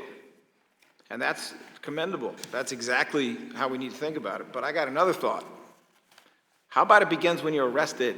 How about before you even get to jail with a bail you cannot pay? I run the jail. How about we're doing this in the bail process, which I've already said has its virtues, but it has its problems. And then we're also doing it for the people who are up in custody. I mean, I understand and I agree, and you know, to respond to the commissioner, no, it's not the prison system's responsibility, but there are a lot of people in government that are doing the work, doing more work than it is their responsibility, right? And you have them. Let's just start with them not being there to begin with and be able to respond to these things. Totally get it. But when they are there, I read somewhere that the stay is 200 plus something days, right? 260 days is our average length of stay, Councilwoman. 260 days. I mean, in 260 days, we can at least, these people, as they're being released, they have to have a release plan, right? There's a release address. We can at least help them with, let me apply for your birth certificate, let me apply for your social security and have it sent to your next place of shelter, right? Let me get you a municipal ID so that at least you're walking out and you have an ID that is gonna put you on the right path. Some of these guys that come into my office have absolutely nothing, and they've spent months and months and months in jail. And so, you know, I'm just trying to figure out how do we better prepare these individuals when they are in our systems to be able to walk out and have a true opportunity in succeeding. We can't tell somebody, go get a job, go back to school, go get your GED, and the person doesn't have any identification, doesn't have a relationship with their families in order to be able to get that information. We do have a service, Councilwoman, we have a contract that the name of the entity escapes me, but they do assist our incarcerated population in obtaining their birth certificates and their social security cards while they're with us. I forget the name of the entity. And just to go back to your initial question about medication, sometimes we do get individuals who are on a particular medication in the community. Our formulary might be different, and while we might not have medication A, formulary is the list of medicines that we are approved to provide. So we might not have medication A, but we have medication B, which is essentially the same thing. It may be a generic, it may be a different manufacturer, but it's for the same condition. It's just a different name. So when people say they didn't have my medicine, maybe we don't, but we have something else that's the same. Thank you very much. I appreciate, like I said to Chairman Jones, I'm going to end with this. I recognize that we need to do everything that we can possibly do, which is why we had a conversation about diversions sometime at the beginning of the week to figure out how we prevent people from actually getting to your space, right? But when they are in your space, how do we prepare them in a way that we can get them out and that they're successful? I worked in the district attorney's office when the MacArthur grant was started to run, and it was great, right, that we were able to reduce the prison population in the way that we were. But what I recognize is that we released a lot of people that just weren't ready. That we didn't prepare to be ready to reintegrate. And so just want to figure out how we continue to reduce the population but prepare people so that we don't see them back on your doorstep. Thank you, Mr. Chair. Thank you. Those were pointed conversations. I'm going to let Member Phillips, who has been very patient, get his questions in. But I want to come back to what you said about that help piece. And it's not just your burden alone. We get a lot of people that get paid a lot of money to provide these kinds of service that should be working with you. Member Phillips. Thank you, Chairman Jones. I won't be long. I just wanted to ask Commissioner Resnick a couple questions that most likely connects to District Attorney Krasner. You mentioned that 43% of the inmates that come to your correctional facility leave within 2 weeks. And so the question I have for you is like, what particular case processing reforms would you recommend to make sure that these people that are there for only 2 weeks, and they probably shouldn't have been there for 2 weeks, so we don't have to, that can help us with population issues? So if the number comes from, Councilman, when we take a look at a monthly snapshot of everyone who was released during that month, we age how long they were in population. And 43% of them are only there for the first 14 days. They're released within the first 2 weeks. So a decision has been made by the criminal justice system, I don't know which particular individuals, I guess it's a combination, that this individual does not present a danger to public safety, and they are likely to return to court to participate in their matter. And I agree with the DA.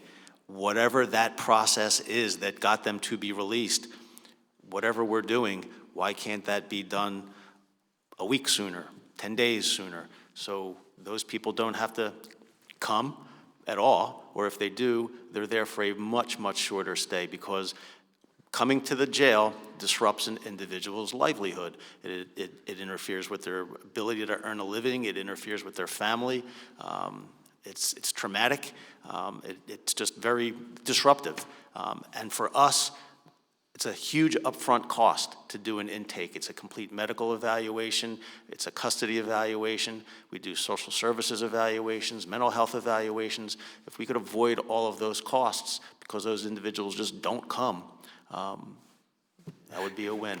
But to specifically answer your question, I don't know enough about why each one of those individuals is released to say that it is this process that should be changed. So we could do a deeper dive into that. That's probably one of the most poignant things you said today. And I think because that is our everyday aunts and uncles and family members who are put in some system, and it's like over and over again it's happening, and they're not even supposed to be there.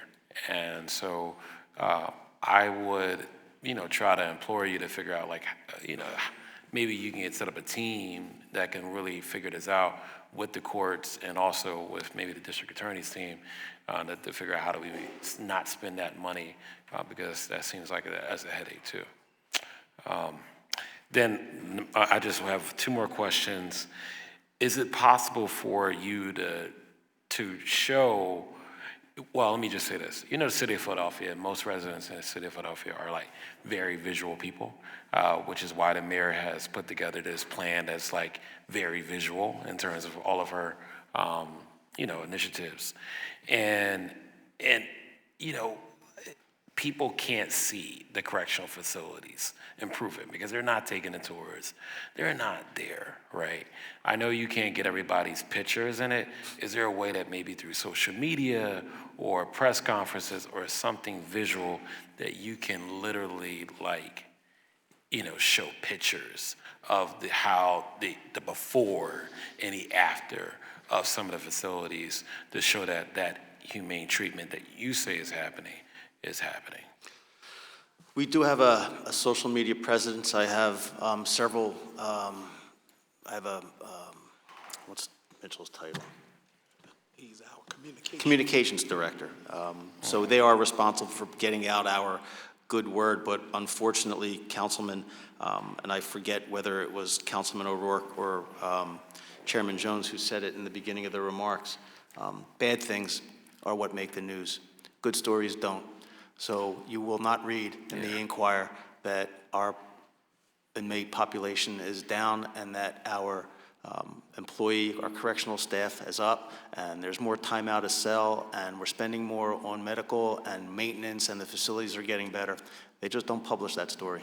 You're right, and I think this is where your team could potentially take a little bit more of a lead, because you have a lot of work to do already. But I think the idea may be is your team has to start creating the news for yourself. Because at one time, the Philadelphia Parking Authority was known as the worst enemy in the city of Philadelphia. Now we have about 40% or 50%. I thought you were going to say now it's me. I don't think so, but people, we can make a difference, right? But yeah, they were. Rich Laser and his team have now, done all of this great quality of life work, and people are like, yeah, parking authority. There's still some people upset about the tickets, but there's a good percentage of them really happy about them. And I think now it's how do you become the biggest cheerleader to talk about all of these staff? I didn't know those staff improvements happened, right? So now it's how do you say communications team, I need to get this out here. There's too much negative out here, right? Because that's going to change people's narrative and perception of your department, just from our perspective, from what I'm hearing from you to help out. And my last question is, I mean, I'm just very curious about, well, I guess it still ties into, District Attorney Larry Krasner. When talking about these pretrial diversion programs and mental health intervention, programming, is there, Commissioner Resnick talks about like ways to keep individuals out of the prison. And I know you mentioned a lot of your programs, but is there a way in which we can find a way to like do something like for the retail theft program? Yes, you don't want to incarcerate the first person that steals a pack of chewing gum from a store. However, we gotta, in order to prevent them from doing that again, maybe we could, is there a way that we could put them into a community program that is almost like that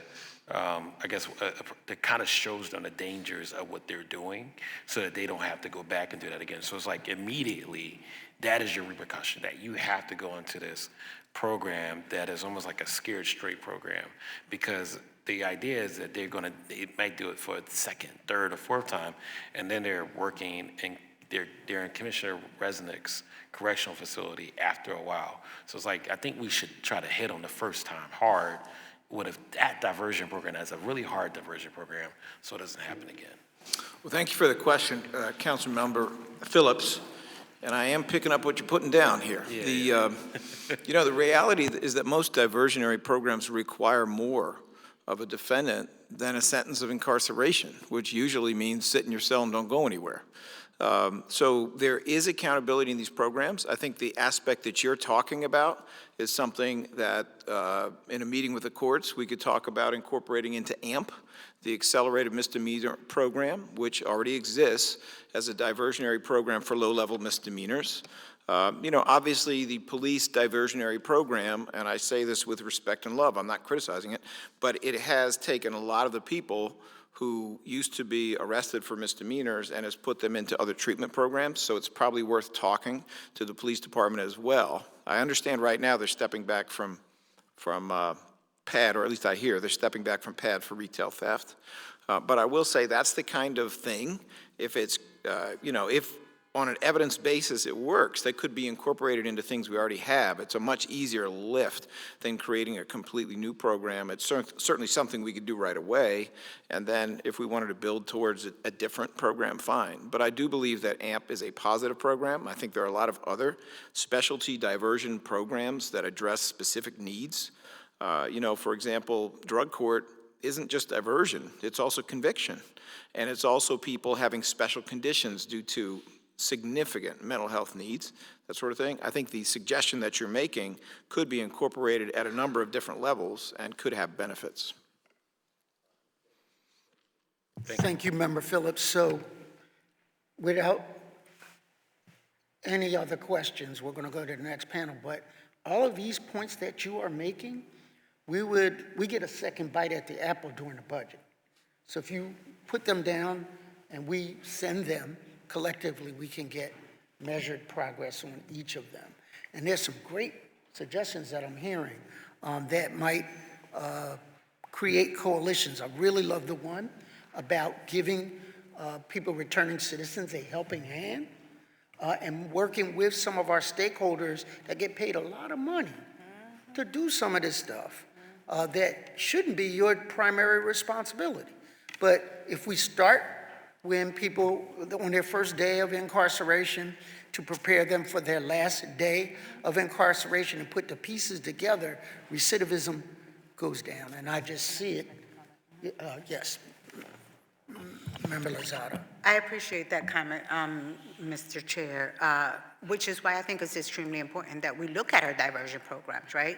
Figure out how do we combine some of them who overlap, some who are not doing what they said they're supposed to do, and figure out how we invest in them in a way that is going to connect our returning citizens and provide the necessary supports, right? I think as we enter into the budget season, I mentioned to DA Krasner that we need to look at some of those diversion programs, right? That we need to better utilize AMP Court, right? That we need to be able to connect people in a way where we're really giving them an opportunity to be successful so that they don't find themselves in that vicious cycle.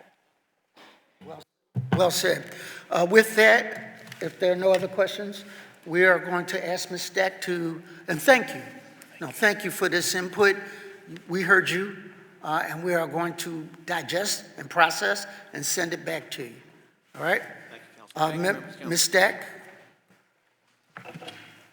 Lee Owens from the Pennsylvania Prison Society, and DeJuan Williams from the NOMO Foundation.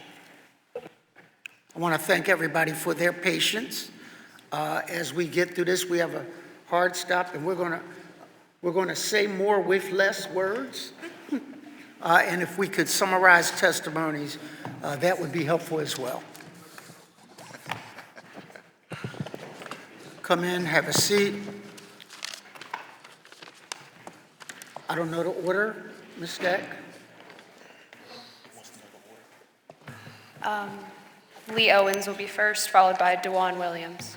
Can you state your name for the record, and please begin your testimony? And we are blessed with the attendance of Rue Landau, our council member, for the record. Thank you so much for your patience. Good morning, members of council. My name is Lee Owens, and I want to thank you all for the space and for allowing us this opportunity, and also thank you for acknowledging the importance and the severity of this particular issue. So thank you for this. Again, my name is Lee Owens. I serve as the Education and Advocacy Director for the Pennsylvania Prison Society. Founded in 1787 by Benjamin Franklin and Benjamin Rush, the Pennsylvania Prison Society is the nation's oldest human rights organization. For 230 years, we have protected and promoted the health, safety, and dignity of incarcerated Pennsylvanians and their families.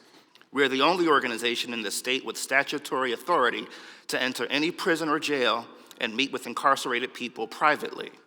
Our staff of 18 and our volunteer network of 250 are on the ground in all 85 state and county correctional facilities, bearing witness to prison conditions. For the last several years, we have conducted quarterly walkthroughs of the Philadelphia Department of Prisons, and we publish summaries of what we hear and what we see on those walkthroughs. I'd encourage you all to read them on our website, www.prisonsociety.org. What we've seen on those walkthroughs is a department with too many people in its custody and too few staff, leading to facilities that are unsafe for people who are incarcerated and unsafe for prison staff. Now, what do we mean by unsafe? Year after year since the pandemic, we have more people dying in the Philly jails than die in the New York City jails. More deaths in Philly, even though New York is 5 times our size and incarcerates at half the rate of Philadelphia. In 2024, 6 deaths in the Philly prisons, including 1 homicide, something which was never heard of before the pandemic. In 2024, Rikers, which houses almost double as many people, had 5 deaths and no murders. Fatalities are obviously the most extreme symptom of an unsafe facility. What else do we know? Well, on our walkthroughs, we have learned that incarcerated people are often left unsupervised on nights and weekends. Rather than spending most of their days in the day room or in programming like before the pandemic, on a good day, people are now let out of their cells for 3 hours. But even this isn't a guarantee. On our most recent walkthrough in December, 50% of the people we interviewed said they had gone more than 24 hours without getting out of their cell. One person we spoke to in December said, and I quote, "They don't let us do anything. We shower and they lock us back in." This problem is particularly pronounced on holidays and the days of big sporting events such as the Super Bowl. Another person we spoke to in May said, and I quote, "Mother's Day, we was locked in all day, couldn't call our mothers, daughters, nothing the whole week." Equally troubling is the majority of people we have spoken with who say that it takes over a week to get a response for requests for medical care. And the majority of people we speak with report witnessing fights and overall feeling unsafe. People in Philadelphia custody are not provided enough food to eat. They are not able to make phone calls daily and are not given access to a functioning law library and are not regularly given clean clothing and bedding. This is a problem of too many people in prison for too few staff. Myself, I am a former resident of Rikers Island. where I spent 1 year for carrying an unlicensed gun in New York City. What I can tell you about my time at Rikers over 2 decades ago was this: it was comparatively humane. We were not warehoused like people are in Philadelphia today. Although Rikers has the reputation of being one of the most dangerous facilities in the country, most of my time spent there, I felt safe and only witnessed 2 fights between residents of the facility. We were able to get clean sheets weekly, and I never saw one fight or even a nonviolent dispute over phone access, unlike what we know goes on in Philadelphia jails. Most of our days were spent out of the cell, largely working or in classes.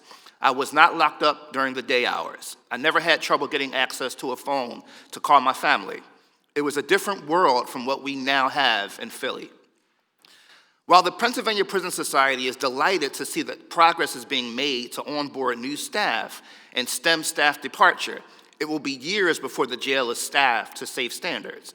It'll be a decade before there are enough experienced staff to run a system of this size well.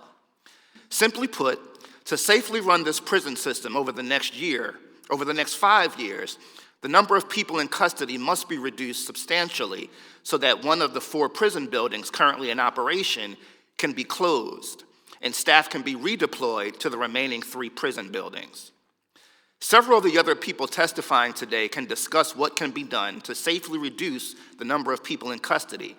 But what the Prison Society can testify to is that Philadelphia cannot hire its way out of this problem. If we are to ever have jails that have any semblance of safety, let alone programming and sufficient medical care, we must reduce the number of people in custody. So thank you. Thank you for your testimony. We will hold questions until the entire panel testifies. Please state your name for the record and begin your testimony. Thank you. My name is Dawan Williams. I currently serve as the Vice President of the Division of Restorative Justice for the NOMO Foundation. NOMO is an acronym for New Options, More Opportunities. And I want to start this off by saying thank you to the ladies and gentlemen of this honorable, historical city council here in Philadelphia. Thank y'all for having us this morning. Usually, when I come and I testify, I do public speaking or doing something of this nature, I go off top, I speak with, on the heart. I don't follow a script. But this issue right here before you today is that serious, where myself, I had to sit down for a few days, hold my schedule up, put this on paper to make sure that the record reflects clearly. All right, so I'm just asking the ladies and gentlemen of the council just to bear with me for just a little bit, because me personally, I don't like to sound like I'm reading from something, because this issue on mass incarceration, it affects me personally. So I was incarcerated for 10 years, 6 days, 12 hours, 37 minutes, and 13 seconds straight. I was released on October the 6th, 2014 at 8:37 in the morning. I knew absolutely nothing about a cell phone, nothing about an iPhone, nothing about a tablet. When I went away to prison in 2004, none of that stuff was out. No social media, no Instagram, no nothing. Nobody is in the prison teaching that and properly preparing you for that for the day you walk out of prison. So although I may, develop into a successful career over a decade later, that kind of stuff right there held me up 6 months to a year. So what we all know and what we're hearing about our incarcerated brothers and sisters right now, what they've faced over the last, 5 years or so since the pandemic, our honorable council members and people in the room, I see a lot of people here that's doing boots on the ground work. So we all know how serious this is. It's very upsetting, very upsetting. So I know the work that each one of you do personally, and thank you for that. See you on the ground every day. A lot of our work, to the people in this room and to the honorable members of council, is geared towards children of incarcerated parents.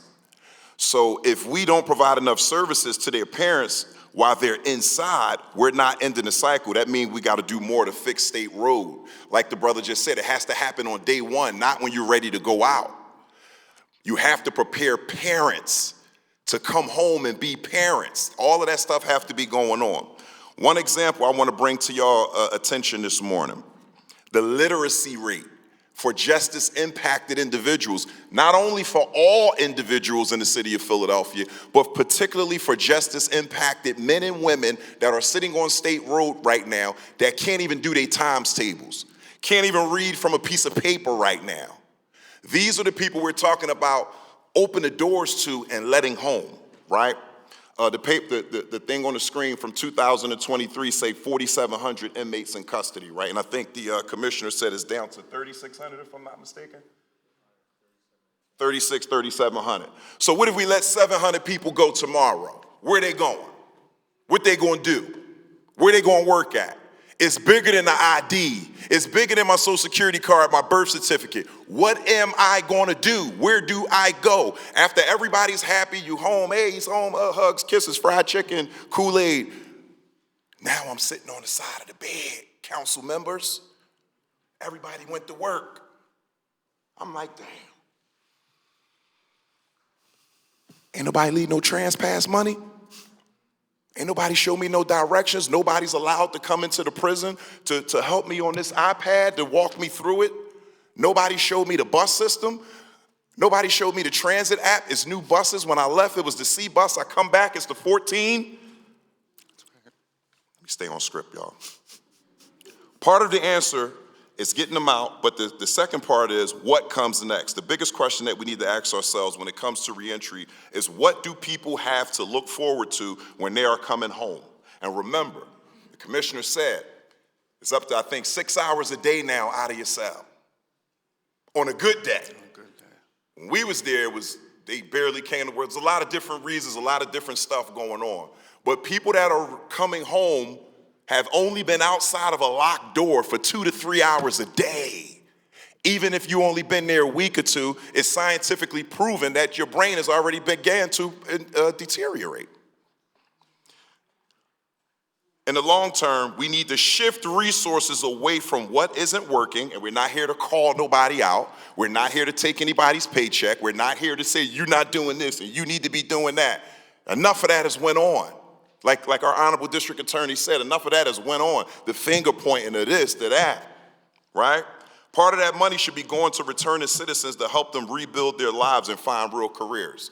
When I got out in 2014, the cost for a prisoner was about $35,000 per year.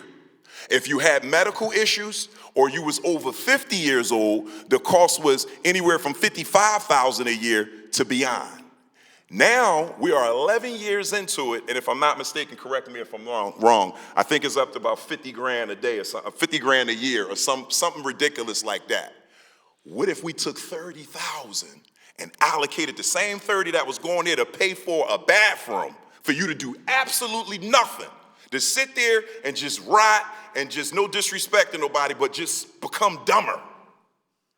I'm gonna take that 40 grand that was allocated for you to be locked in the bathroom and nobody comes to work. I'm gonna take that 40 and invest that to you so that when you return home, we got people on the ground intentionally doing the work. Not saying just go show up there and they're gonna get you an ID. No, we gotta take brothers down to PennDOT.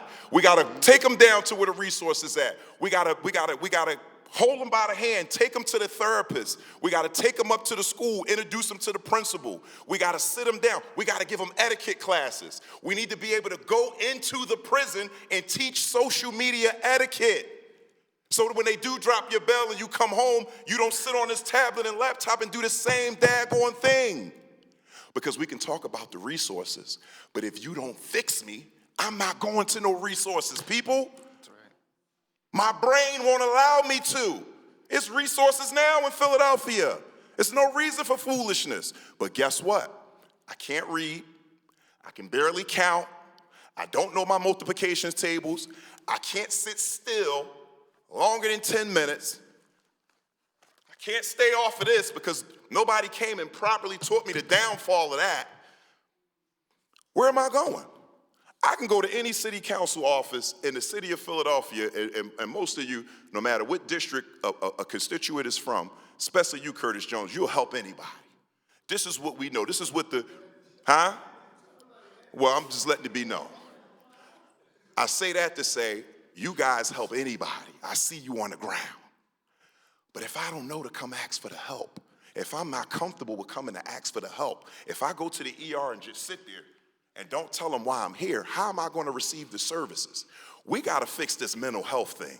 I never even thought I would be saying that. I was one of the guys on the ground just saying, you got to do right, you got to do right, you got to go to work, you got to go to your program, you got to go get your kids. They're not understanding that no more. That's long gone and out the window. I've seen the importance of this, and the research agrees. I've sat down and did some research, ladies and gentlemen.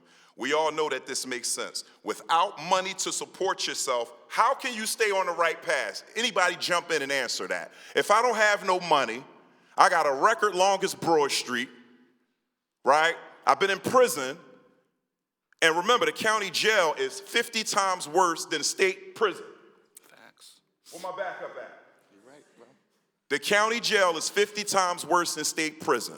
If I'm coming out with nothing but my ID and my birth certificate, what's really my future, y'all? What training have I really had? Where do I go report to?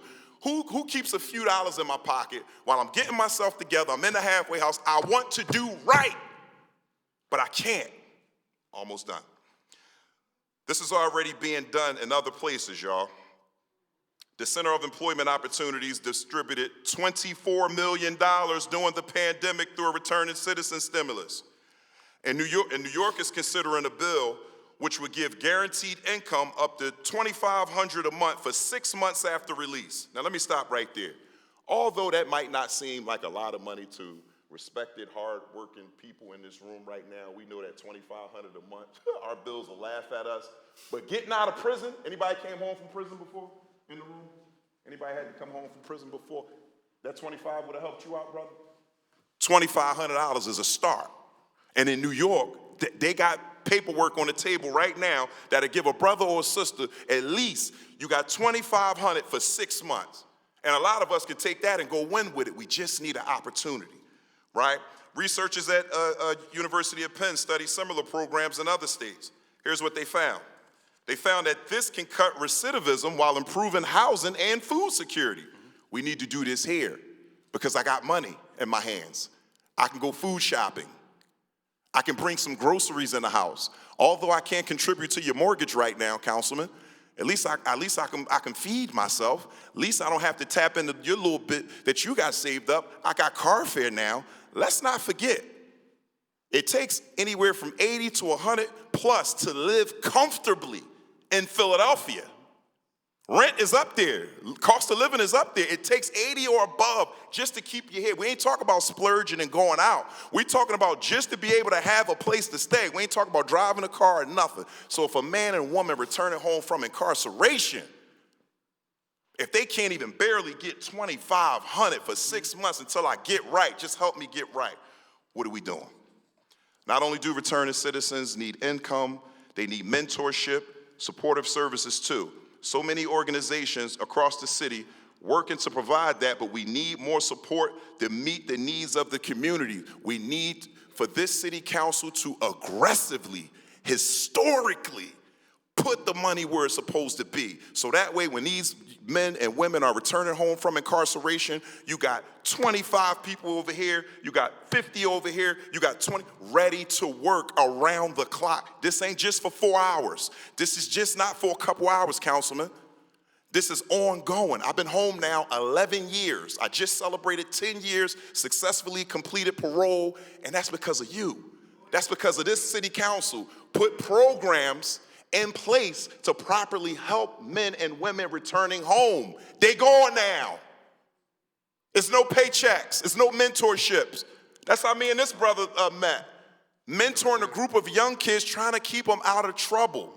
I remember a few years back when we did the Kobe Bryant mural, right, in your district, Councilman, when you went and talked to those mothers that were returning citizens and those fathers that was returning citizens and those kids who were the children of the returning citizens. And they said, thank you, Councilman, because without this opportunity, I was on my way back, and you felt that. And you said, we're going to work vigorously as a community to change this. So for me, whether it be Steps to Success, whether it be, the FACT program, Real Street Talk, I could name Unity in the Community, everybody that's in here, I see everybody that's in here. we need these programs properly supported, because I know what the sister gonna do. I see a lot of them in here. If they're properly supported, when men and women come home, they're gonna make sure that they wrap arms around them for 6 months, right? When returning citizens need mentors that they can trust or talk to about everything, from coming home to family, to getting on the computer, to finding a job, to I'm stressed out, I'm ready to go back, she ain't answering the phone, she told me I need to bring my son back. Just a whole lot of work in order for the resources that you want to put in place, in order for them to become effective. There's a lot of work that needs to be done. But it's so much more. A lot of the time, you don't even know what to ask for. A lot of our brothers and sisters that are coming home, they don't even know what to ask for. They don't know which way is up. Why? A lot of that work needs to start in the prison. So I don't want to be too much longer, right? We need positive momentum to change direction. Right now, State Road is denying people their human rights. When they get out, they have to find a way to survive.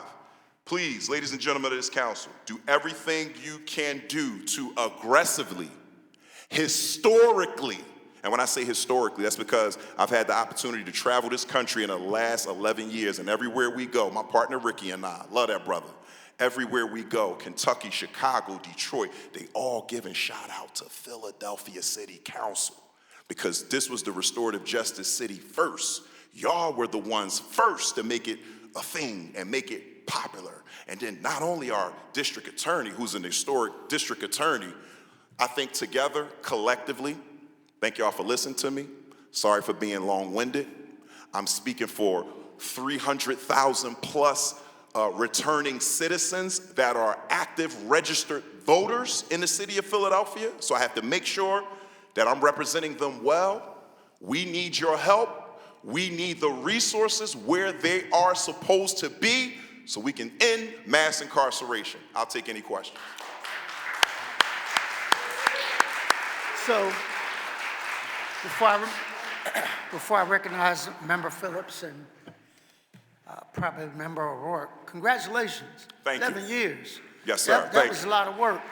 And we are proud of you coming home and becoming a positive influence in that community. And I see you too, been in rooms with you, and I appreciate what you do. I want to thank the Pennsylvania Prison Society, because you're the first restorative justice program in the history of this country, and that goes on from your art programs. I know about you. Your Martin Luther King Day celebration is legendary as it relates not just to the holiday, but how it applies to us today. So we appreciate it. Member Phillips. I think we found, thank you, Dewan. I think we found a potential long-term solution for our prisons department, our prisons in our city, and that's working with you, right? And I think that honestly, and I see that, and Commissioner Resnick is here, and one of the things I'm thinking about is like, when people leave the prison, if they have a partnership that we can have with someone like yourself, that can literally, you can say, hey, when you leave, there's a gentleman named DeJuan Williams or Prison Society. Go there, you can get your ID, you can get food, food stamps, medical care, all that and more, get re-entry services, and coach them up on that, right? And that could be something that could be a long-term program, so when they leave, it's almost like they're met with somebody as they're leaving, as opposed to they're just empty. You know what I mean? Empty, and they left to figure it out on their own. Plus, Councilman, not only do you have the 50,000 that was allocated for you in there, the Prison Society has that now. So each person has a bottom line of whatever the number is, 30,000, 25,000, whatever it is. When you report to the Prison Society, or you report to NOMO, or you report to Unity in the community, or any one of our beloved Philadelphia partner programs, they already have the funding because they already knew 10 people getting released this month. So he already got 250 grand. He's got 10 names, 10 PP numbers. They report there to get their services, and they got monies allocated, and they already got the mentors signed up with the debit cards, and they taking them out. They at PennDOT, they at the suit store, they getting uniform, job interview, soap, deodorant, toothpaste, mentoring, counseling, everything, until that allocated money that you would have been paying for a bathroom, until that money runs out. And we can say 6 months, we can say a year. I would be supportive of, if we have the funding to do this in our city, I would be supportive of something like providing a debit card for food, clothing, and initial shelter. Something like that would be remarkable for our returnees. And so I just wanted to stress that. And the last question I have for you is that the mentorship programs, can you name the mentorship programs that exist? That, I don't know, I know Facts is in the prison. Fathers and children together. No, we're here too. We're here on the streets as well. But again. Yeah, but why don't they, what is the disconnect between I'm about to tell you. the prison and then outside? Like, why aren't they getting this information, Dewan? Here you go. The resources and the funding is not there for me to be a proper, effective mentor program outside of being Dewan Williams from FACT. If we had the proper funding and the proper support and the proper funding process, then yes, I would be able to name 5 or 6 different mentor programs with 25 mentors on deck. But until we receive the proper funding and the proper resources and the proper system, that's not really going to be able to happen. So I cannot, Councilman, I cannot name an effective on-paper mentor program with statistics and facts and data. All right, thank you. Thank you. Thank you, Chairman. Chair recognizes Member Landau. Thank you so much, Chairman. Thanks this whole joint panel. Thank you both for your testimony. It was incredible, and we hear you loud and clear. There's got to be more programming on the inside to get people ready for the outside. And the second they leave on the outside, they got to have the resources to feel strong and equipped and ready to participate in society. I've been working on issues of reentry with Councilmember Jones for many, many years. And I do see that we are kind of at a crisis point right now, but one that can be fixed. This is the moment where we've got a new prison commissioner, we've got a new administration. We can move this in the right direction with the proper resources, with the proper staffing, and we also helping to support the funding for folks helping on the inside and coming on the outside. So thank you again for telling your stories and telling your truths, and we hear you loud and clear. Thank you, Councilwoman. Thank you. Thank you.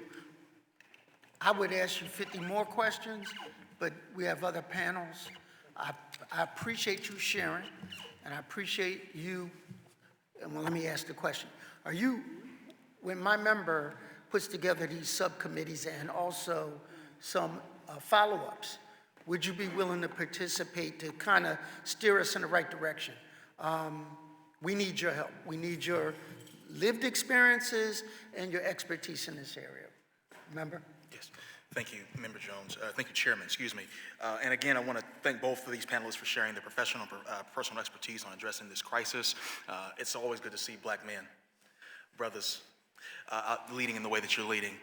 Lee Owens, it's good to see you in your leadership role. You as well, Dawan, you came here dressed like a champion today. Absolutely, 2-time champ, 2 in 6 years. Y'all better act like y'all know y'all in title town, Super Bowl town. Somebody say go Birds in the house. Go Birds. Let me get these questions. Mr. Williams, I thank you for the point that you made, and I just want to make sure that I get it even clearer on the record. What you're saying is that folks who are coming home, that you can give them all the programs and things they want to, but if you don't give the people money, then they are going to be behind the 8 ball as it relates to trying to get ahead in life. Is that accurate? They're going to be off the pool table, sir. Absolutely. Not even behind the 8 ball. You're not even in the game. You don't have nothing. Thank you, thank you. Dr. King talked about, before they killed him, a universal basic income as a basic thing that needs to be provided to folks in society writ large if we're going to address the issue of poverty. But I think even if we don't do universal, if it's a focus on folks who are returning home, putting them back in society, then certainly of all the things that we give them in a capitalist society, we ought to give them some money to be able to play on the board. Absolutely. Mr. Owens, we often hear that due to the great work that has been done to significantly reduce mass incarceration locally, that the folks still left inside, quote, deserve to be there. Does that idea conflict at all with what you're seeing inside and in the data? I think it does to an extent. I think, we visit these facilities regularly, and what we see are, we see people still being arrested for, for being, frankly speaking, drug addicts, being addicted to substances. We see people incarcerated that just can't make bail, as District Attorney Krasner said earlier. So I think that we're seeing, we're incarcerating poverty to an extent. Yes. We're incarcerating drug abuse. Yes. And we're incarcerating things that there could be alternatives. We're not exhausting the alternatives to incarceration that we know exist, that we know in many cases will be cheaper than actual incarceration. So to answer your question directly, I would say yes. We are seeing substantial cases as we interview, folks that are incarcerated about the reasons that they're there, right? And frankly, we could be doing a lot more, whether it's in the courts or prosecutorial, and just overall to actually engage in less incarceration on many levels. Thank you so much, and thank you, Mr. Chairman. Can I say one more thing before we move on, please? I just want, for the record, I would love to be a part of anything that the prison system would like to move forward with visually, because what Councilman Phillips said was very important, and I abide by that every day. The reason why our program has had a lot of somewhat of success is because the power of social media. People see what we're doing every day. So if we want to assemble a media crew that abide by the laws, the rules and regulations of the prison, that'll go in, capture some legal stuff to show the before, the after, and the process as to what's going on and what people can expect, I think that would help the mayor, and I think that will help the residents of the city of Philadelphia, and I'm available for that. Thank y'all. Thank you. One of the things that we have to do as a follow-up to this committee is we need to do financial modeling that proves a pound of prevention is worth an ounce of prevention is worth a pound of cure, that these programs measure up, and that $50,000 a year that you talk about, that we can save on that. Because there are two types of elected officials in the United States these days. Those who want to save souls, and those who want to save money. Both of them need cost accounting. We have to figure out and prove that by what they do on the streets, and I said it with the district attorney, 39% reduction in homicides is a real tangible number. How do we do that? Through the investments. We have to model this in a way that proves the theories. Thank you. Thank you. Thank you. Ms. Stack, would you please read the next panel to testify? Chief Defender Keisha Hudson from the Defenders Association of Philadelphia, Robert Salim Holbrook from the Abolitionist Law Center, and Sue Ming Ye from the Pennsylvania Institutional Law Project. Member Hudson, we're going to stop putting you last. This is the second hearing, and that you had to wait patiently, and I appreciate it. But the next time we have a hearing, you're going first. All right? You have my word. Always good to be here, Council. Can you state your name for the record and begin your testimony? Good afternoon, Keisha Hudson, Chief Defender of the Defender Association of Philadelphia. I want to thank Council and all the members for addressing the urgent need to safely reduce the Philadelphia's jail population. The jail, of course, as Commissioner Resnick said, does not control who is detained, how long they stay, or whether they can be diverted to treatment. Those systems rest with the courts and justice system partners.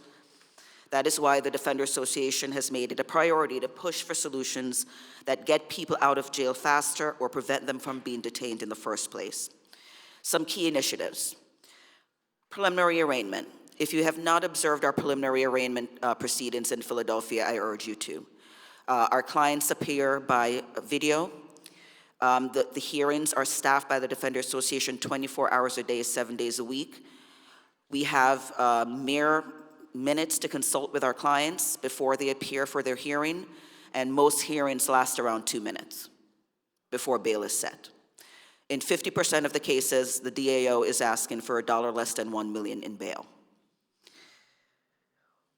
With support from justice system partners, we are communicating with our clients, but we have to take a look at what happens in arraignment court, the resources that we are deploying in arraignment court, and ensuring that our clients get the proper time and process where we are asking clear questions before we make a determination that is going to destroy their lives, their families, their children's lives, their communities, about whether or not this is someone we should be detaining and sending to state road.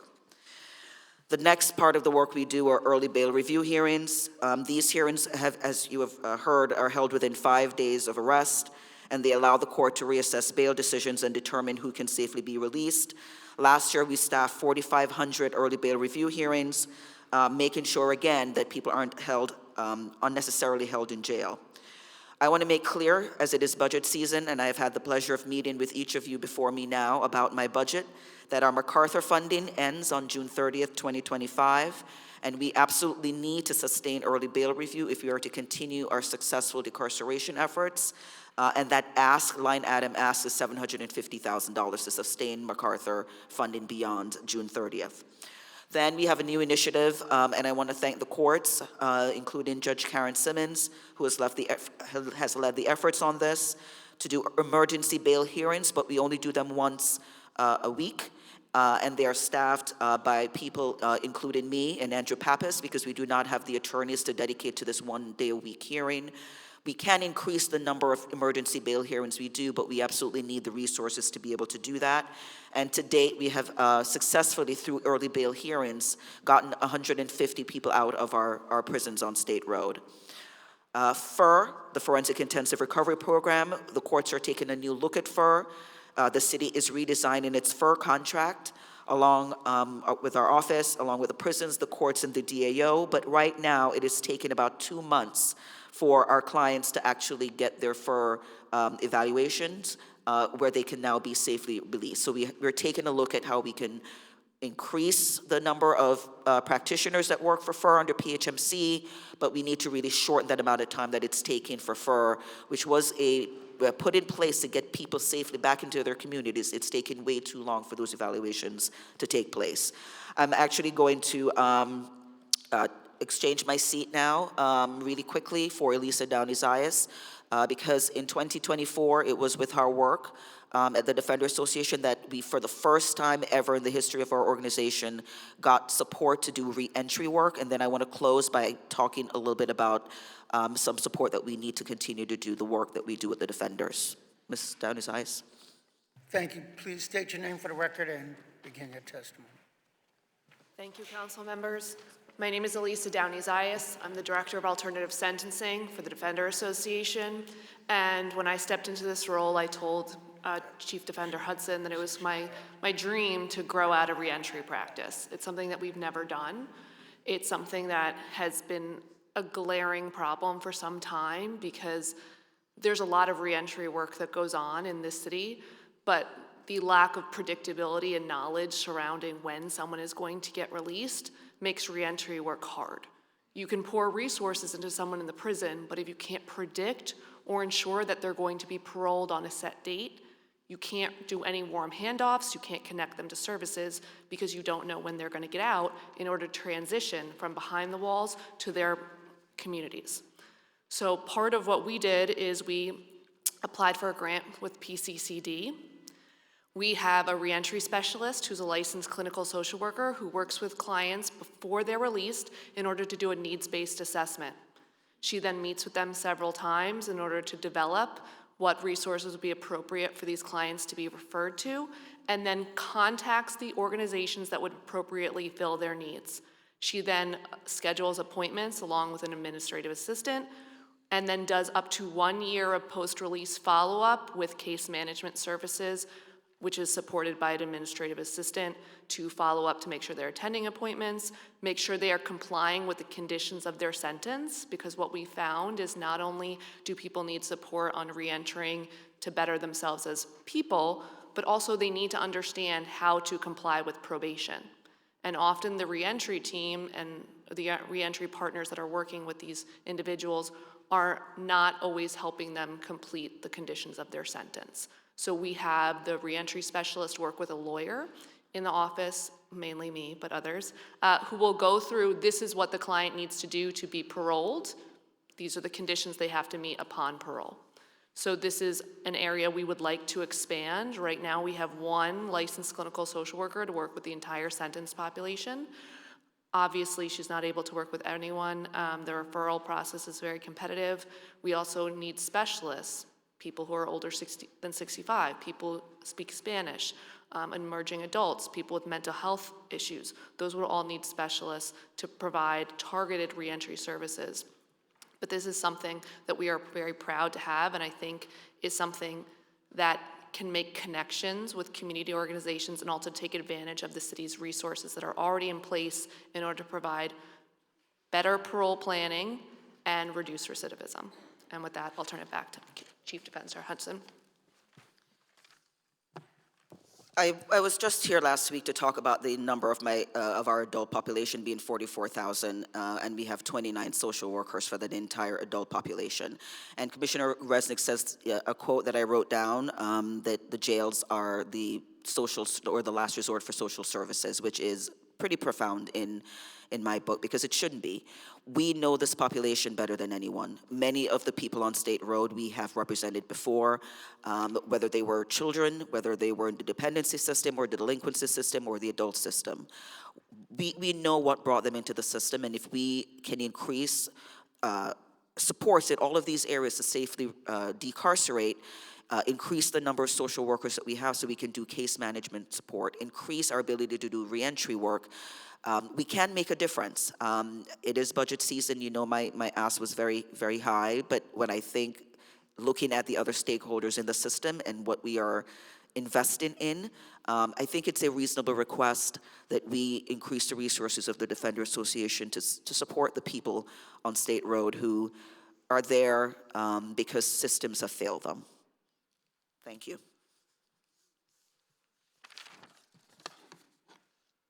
You've been consistent. We were just sharing that in the Kensington caucus, the same need for what's going on in Kensington is the same need for the population in general. And it's 29 new social workers. I would love to double my social work population, so if you have 2.5 million, I could take the check today, happily, and run away, but yes. So are any questions for this panel? Oh, I'm sorry. Good afternoon. Please state your name for the record and begin your testimony. Good afternoon. My name is Robert Salim Holbrook. I'm the Executive Director of the Abolitionist Law Center. Thank you for convening this important hearing on decarcerating the county jail. I have a bunch of prepared notes, but I don't want to be redundant because I feel like the people that preceded me really touched on the abuses, the trauma, the deaths, and the ineptitude and in some cases incompetence of the county jail. I also know that there were some people that testified about the hard work that the staff is doing there, so we recognize everyone that preceded us. What I want to do is talk about some ways that the county, particularly the city, steps that the city can take to decarcerating the county jail. And one thing that we heard, a consistent theme throughout this hearing, is that decarcerating the county jail and public safety is compatible. They work together, they go hand in glove. Despite efforts to increase the staffing in the jails, there's 42% of those positions remain unfilled. This was according to the court's monitoring report in October of 2024. What's even more, where staffing has increased in Philadelphia's county jails, conditions have not necessarily improved. Rikers Island, one of the deadliest jails in our nation, has a staff to incarcerated person ratio of nearly 1-to-1, yet remains a dangerous and abusive environment. This isn't unprecedented. The Philadelphia Police Department has 1,500 vacancies right now, right? The county jail are running at 35 to 40% of vacancy of correctional officers, despite offering a signing bonus, right? We hear about NFL players like getting large signing bonuses. I believe that the signing bonuses for a new correctional officer are like 10 to 15%, right? And they still can't fill those vacancies. So this is telling us that This is a problem that's larger than just the county jail, why they can't fill these vacancies, right? It could be a problem with actual people being paid living wages in this country, right? It could be a problem with people don't want to police their own communities because they see a broken justice system every day, whether it's when they step out their front door and they're stepping over someone who's suffering substance abuse on their steps, right? Someone from their community that's not getting help, whether it's someone who has a loved one serving extreme sentencing, life without parole, something I was once serving, or if it's someone that had their loved one snatched, right? And instead of their pain being addressed, instead they're being called out to support more harsher prison sentences, more police in their communities, while not addressing the underlying conditions in our communities. So these are larger issues than just the county jail. Technical parole violations are something that are a main driver of incarceration in the county jails. And this is a problem, I believe, that starts with changing the mentality of parole officers. If you look at studies all over the country, many localities have reduced parole violations for technical violations. But I think that the place that we need to start is correcting and changing the values of parole officers and probation as well. All too often, probation is a pathway to incarceration and not a pathway off of incarceration. Probation officers do not look at themselves as social workers. As a matter of fact, they tell people on probation, my job is not to get you a job. My job is to make sure you do not violate the terms of your probation. So we need complete wraparound services and a change of mentality in Philadelphia's probation system. And that is something that the city of Philadelphia can address. It doesn't have to wait for Harrisburg to address it, but it's going to take a commitment. So as I said, over 200 people are coming into the county jail every month on technical probation violations. Now, technical, mind you, these are violations like missing an appointment, failing to pay fines, traveling out the city. In some cases, it can involve dirty urine or misdemeanor offenses. These are burdensome conditions. They disproportionately impact low-income individuals and communities of color, and many people lack the resources to comply with the rigid conditions of supervision, which leads many of them to abscond, to roll, to get out of Dodge, because of fear of incarceration.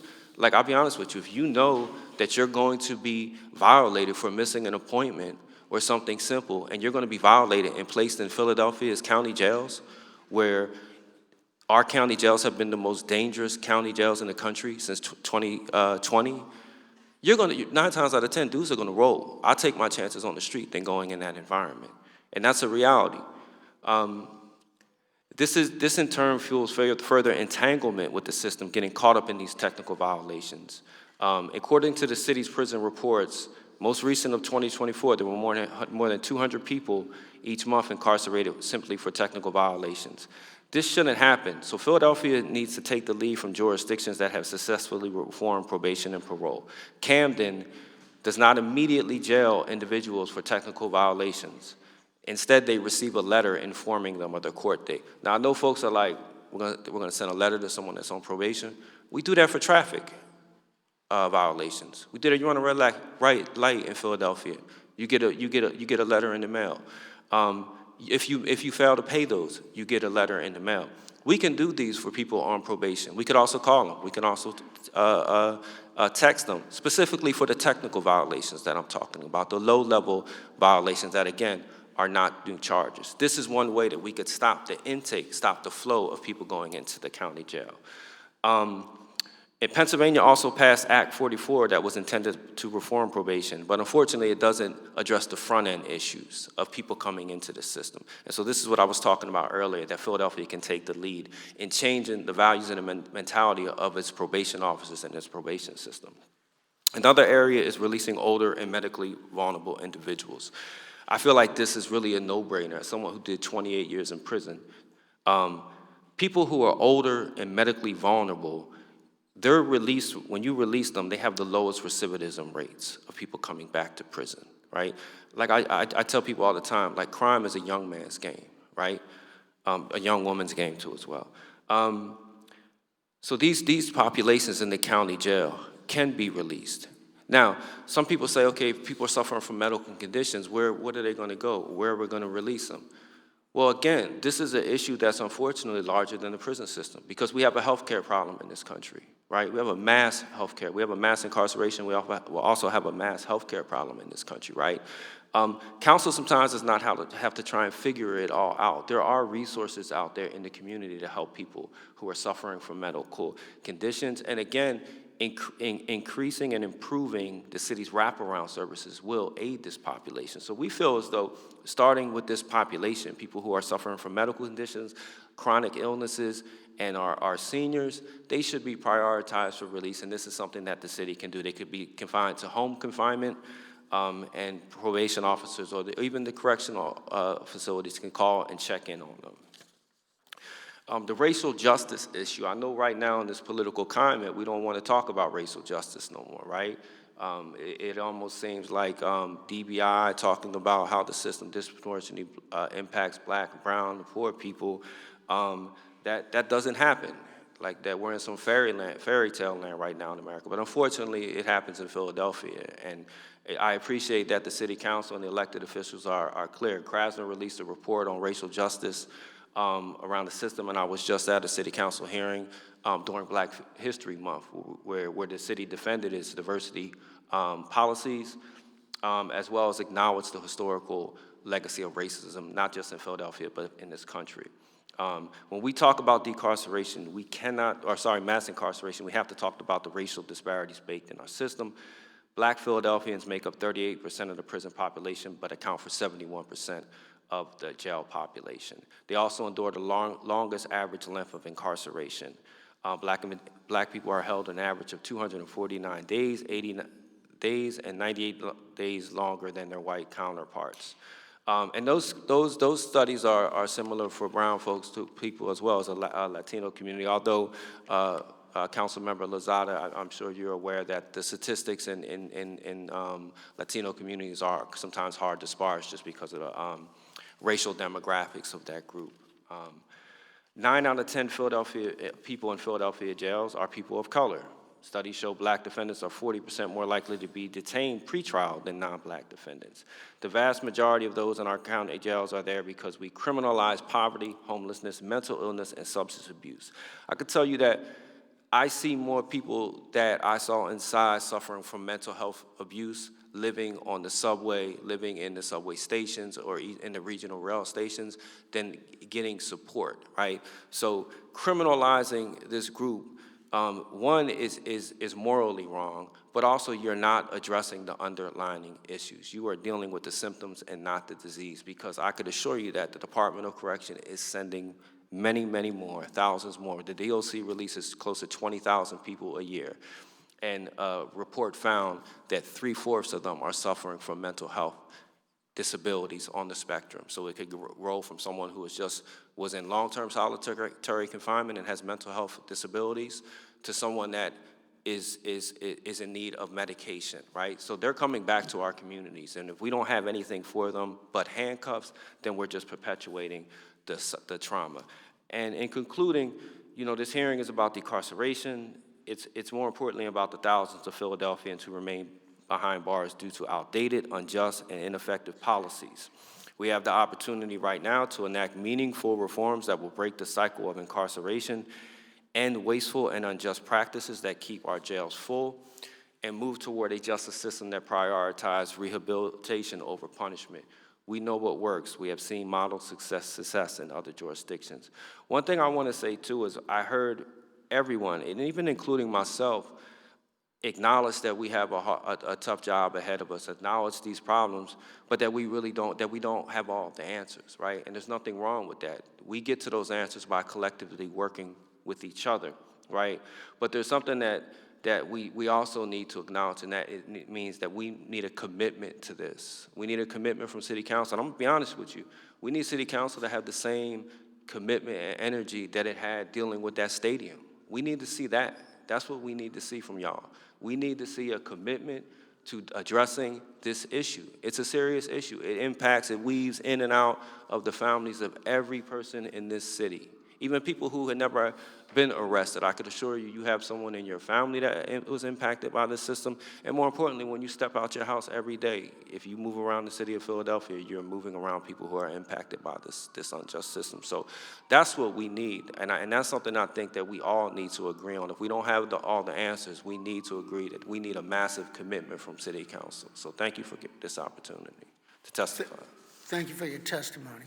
Please state your name and begin your testimony. Good afternoon. My name is Sue Minier. I'm the Executive Director of the Pennsylvania Institutional Law Project. I was asked to be available for questions. I'm one of the counsel on the class action lawsuit, Remick versus Philadelphia, which is the class action seeking humane conditions in the Philadelphia jails that started in 2020 that has been referenced earlier today. So I have submitted written testimony for the record, and I will note it was alluded that the court monitor shall be issuing another report. I actually don't know if it will be March 31st, but when it does come out, I want to note that it's publicly available through the court system, but we always post it on our website. That's pilp.org. And we usually, so the monitor's report is often quite lengthy. The last one was 85 pages. So we do a 4 or 5 page summary that hits the key points. And I just want to acknowledge our co-counsel on the case, Appalachian Law Center, Carrie Zudowski, Messing, Feinberg, and Lynn, and Deckard. So I am available for any questions. So my LA, Ms. Deck, is thanking you for providing that written testimony and abbreviated comment. I do have a question. The money that was a part of that court case, where is it? How is it being appropriately spent? So in August 2024, the court ordered that $25 million, as you likely know, be paid into a fund that is to be used to address a number of things. So the court order ordered the city of Philadelphia to put $25 million, which the number comes from funds that were not expended due to understaffing. That's how he calculated it. And then in that court order, he listed a number of things that the money should be used towards. So in my written testimony, I highlight a few of them.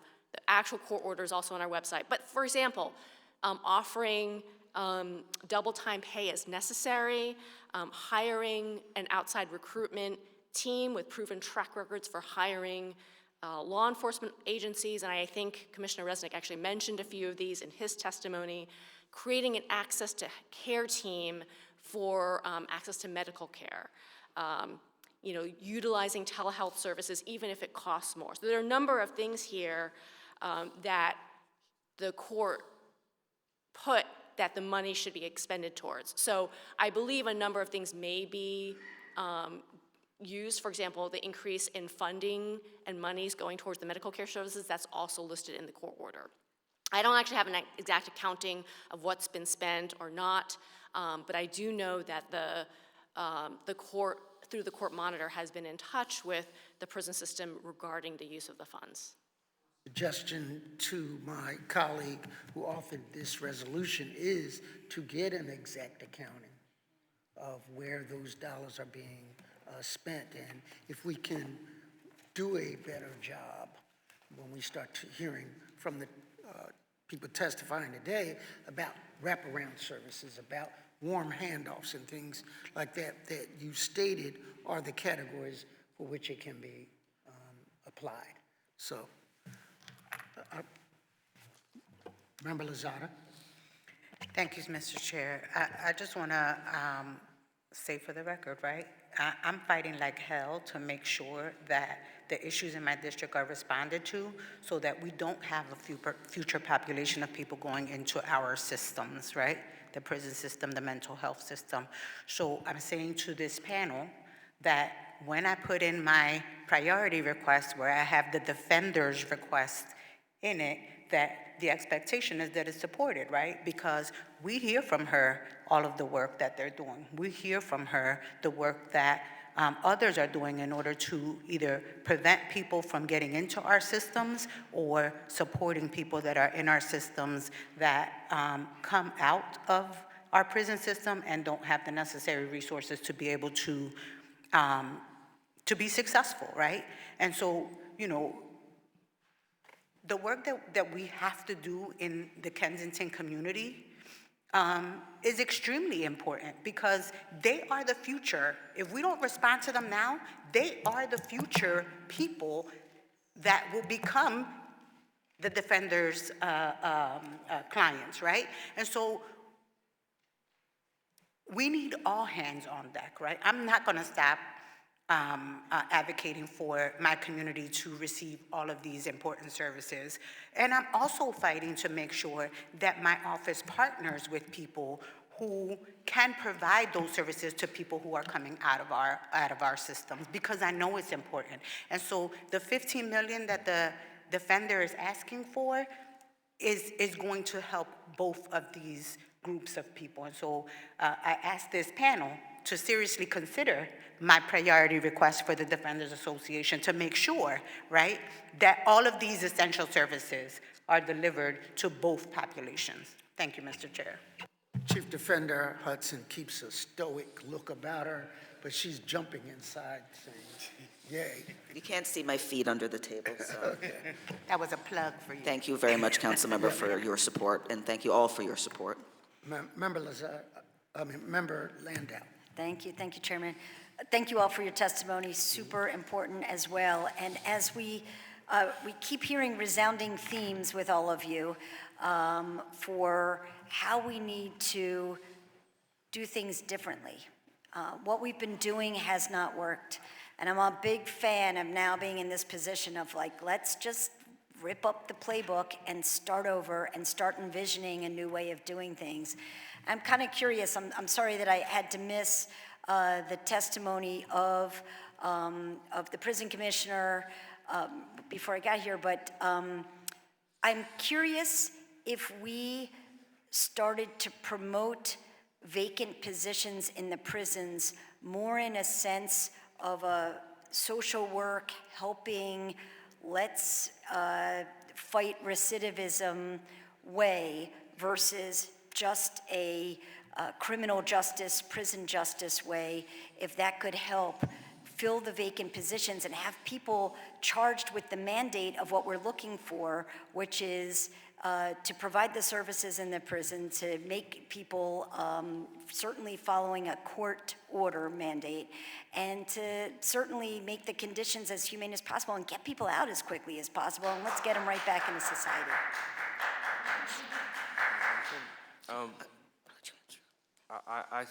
With all due respect, I think that would be a bait and switch scheme the city is running to the people that are coming in, because as soon as they get into the Philadelphia County Jail, they are going to see that the conditions that they're subjected to, and the city has not yet put a program in place that covers all these wrapped around services. So they basically are coming in to do three things: care, custody, and control.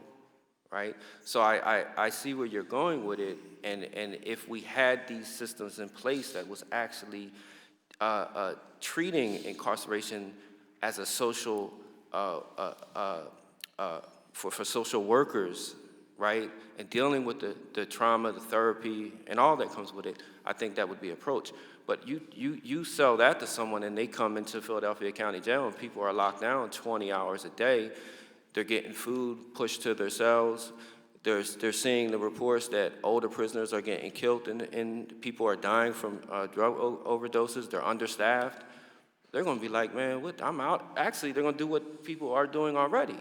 Why there's a 45% rate. And I think that someone even said that the retention rate for new people is very low. I don't have that off the top of my head, but I could get it to y'all. They're going to roll. They're going to leave. So if the city makes a commitment to address the prisons from a health and safety issue, then that could be pitched. But if you pitch it, right, with the conditions that we have and the commitment of the city, it's going to be like that old saying, well, I'm not going to say it, but it's, putting sugar on, you know what I mean? So we're going to have to change our mentality of how we view the prisons. It's like a probation officer who would come in thinking that they're going to do social work, and the first thing that they told is, it ain't your responsibility to find them a job. It's not your responsibility to find them substance abuse treatment. You give them this paper right here that has the phone numbers for them to call, they do it. Your job is to make sure they don't violate the terms of the probation, that you make sure that they're checking in And if they violate it, then you make sure that there's consequences and they go back. So that's our problem, and that's why I talked about earlier. We need a complete overhaul of the values and the mentality that's driving our carceral system in Philadelphia. Are you done? Chair recognizes Member O'Rourke. Thank you, Mr. Chairman. Just want to thank you all for being here and the work that you do on behalf of our city's most vulnerable. Folks have been on the wall for some time, and I appreciate your leadership and the bright spot that you are in our city. To Defender Hudson, I know work has been done, even very recently, to improve FIRD, Forensic Intensive Recovery Program. As we all know, substance abuse and mental health treatment slots are critical. In your testimony here, are there any subsections of the population you see having particular barriers to your treatment?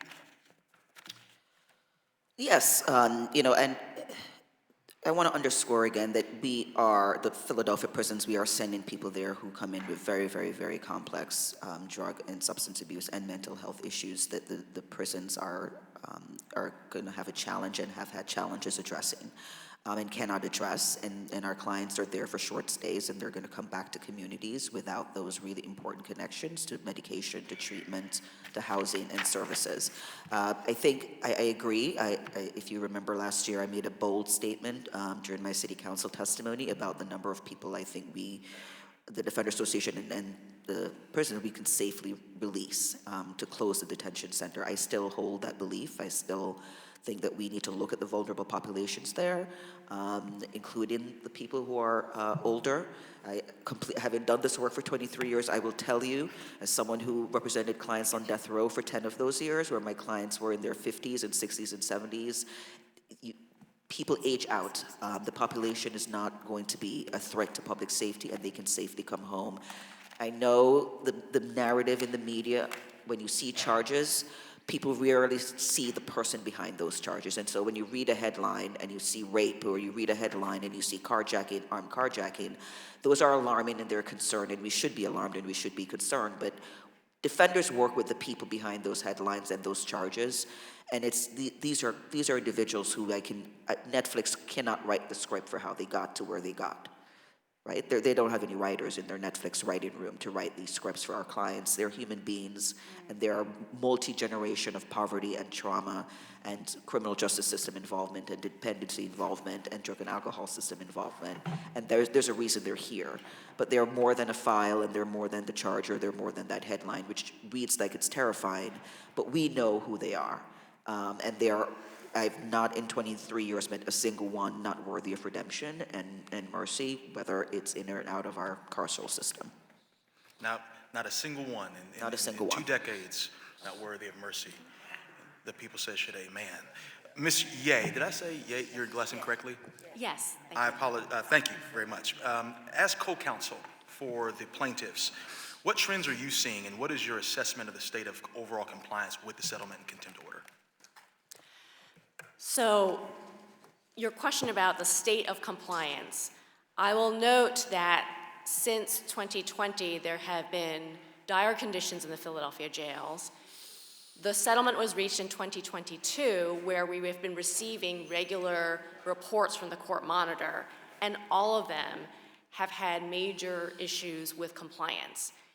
There have been slight improvements, I want to acknowledge that, but as an overall matter, the last report, October 2024, still reflected serious issues of non-compliance. And I want to highlight just a few you can look at, which is specifically out of cell time, but especially for people in segregation, and behavioral health services and mental health services for people in segregation. So, in particular, people who were visibly decompensating, people who had very serious issues of swallowing sharp or toxic items, which clearly shows that there are issues. So it's many years, and I don't think that with the efforts that are being made, things will turn overnight. And I'll just, from my perspective, we haven't yet received the data about the last few months. It is a little, the reports are a little behind. But I'll just say that from our clients' perspectives, and this is anecdotal, I'll admit, things have not dramatically improved.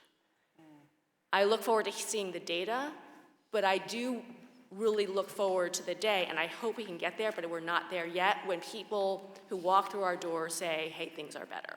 And so I think there needs to be continued attention. I really appreciate this hearing regarding the conditions of the Philadelphia jails. And thank you for that, and a lot has been said today. It is certainly a shared desire to see the day where all of us, and I'm sure all the folks who have been a part of the panels would agree that we can get to a point where we're saying that things are better there. Amen on that front. I have no more questions for this one, Mr. Chairman, but I will just say, I do know that the hour is drawing later, and this is getting longer than folks may have planned for. After this, we will, as it relates to public testimony, for those who have comments, or we're losing folks, we will have, if we are unable to get through the fullness of public testimony, space open in the caucus room where we will hear the remainder of the testimonies for those folks that have come. We thank you so much for being here. Obviously, your voices matter. That's what democracy looks like. When you can come into the space, give your testimony, it can be heard and perhaps acted on. So we want to make sure that we allow the time for that. I do know that this hearing is butting up against another one afterwards. So we, have reserved the caucus room across the hall in the event that we're unable to get through all the public testimony, where we will continue to hear those after this hearing has adjourned. Thank you, Mr. Chairman. Thank you, member. With that, we're good? All right. Thank you for your testimony. Thank you, everyone. Ms. Hudson, you are consistent, if nothing else. Yes. That's all I'll say. I am. All right. Thank you, Councilman. All right.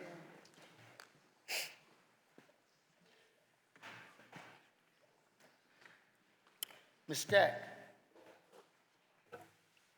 Jody Dodd from the Philadelphia District Attorney's Office, Reverend Dr. Donna L. Jones from the Metropolitan Christian Council of Philadelphia and Restorative Cities Initiative. So I'm going to ask this panel, recognizing the time, it is not your fault, it is mine. But we need to summarize your testimony in order to comply with the next hearing that is scheduled in this chamber.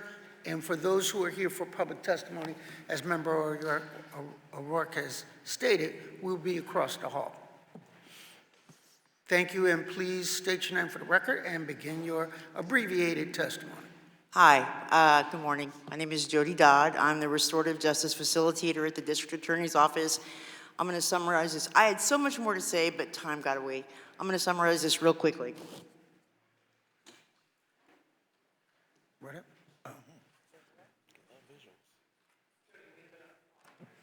Okay. We've been running restorative justice diversion for 3 years, since 2021. Here's the thing you need to know. People that go into the criminal system, the recidivism rate is 61%.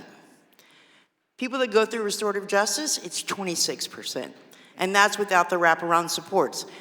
As importantly, the juvenile program that we've had up and running for 3 years, some of the facilitators are here, zero youth who have gone through restorative justice have been adjudicated delinquent subsequently, versus 61% of juveniles that go through the criminal system.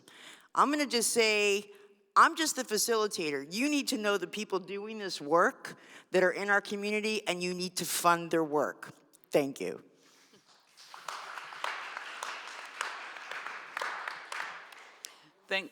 Right to the point. All right. Yes. Thank you for your testimony, and we would like to get a copy of that. You have them there. Thank you. Could you give it to the clerk? Yeah. Okay. Thank you. Thank you, Jody. Whoa. So my name is Reverend Dr. Donna Jones. Good to see you, Councilman Jones. Always a pleasure. Councilman O'Rourke, and I can't see that far, but our other sister council person. Thank you, Rue Landau. Thank you. Thank you for having this hearing. It's very important. I'm the Executive Director of Metropolitan Christian Council, and I also collaborated on this response with one of our colleagues from Collective Climate, Kayla Warwick, and I just want to lift that up. Both of us have provided within our communities restorative justice services that were referred to us through the District Attorney's Office, but we also do this work in general in the community. We operate with transformative justice, and transformative justice is a political approach that aims to address violence and harm by building community support and accountability rather than relying on punishment. It's a way of creating justice together, and it can be thought of as restorative justice plus social justice. I want to say that because transformative justice means we are not under contract with the district attorney's office. When I say we receive referrals, I'm saying as the community, our district attorney, through the wonderful work that is done by people like Jody Dodd, they refer cases to us in collaboration, not in hammer. We're the community that walks beside our district attorney's office. We're the community that walks beside the Defenders Association. We're the community that walks beside individual attorneys, like, I think he's still here, Troy Wilson. So we are community. We are not an agency.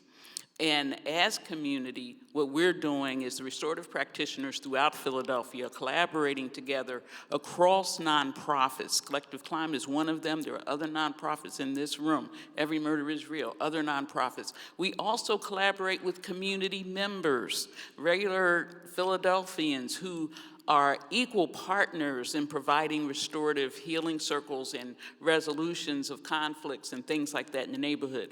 Our goal is to have, to cover our city right now through the funding of my organization, MCCP, that's an independent nonprofit. We funded the first 3 years of the Restorative Cities Initiative, and we did that out of pocket.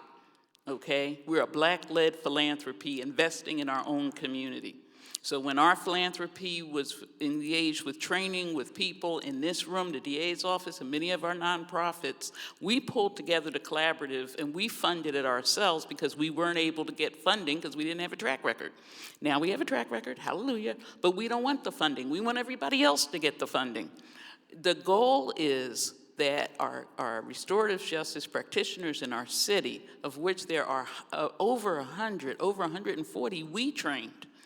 And we're collaborating together through the Wisdom Circle, through all the means we can to provide that safety net. What MCCP doing is we're putting together a structure for that work. We're forming a social service co-op so that work can continue, fueled by the community itself in partnership with the school district, the district attorney, DHS, whoever wants us.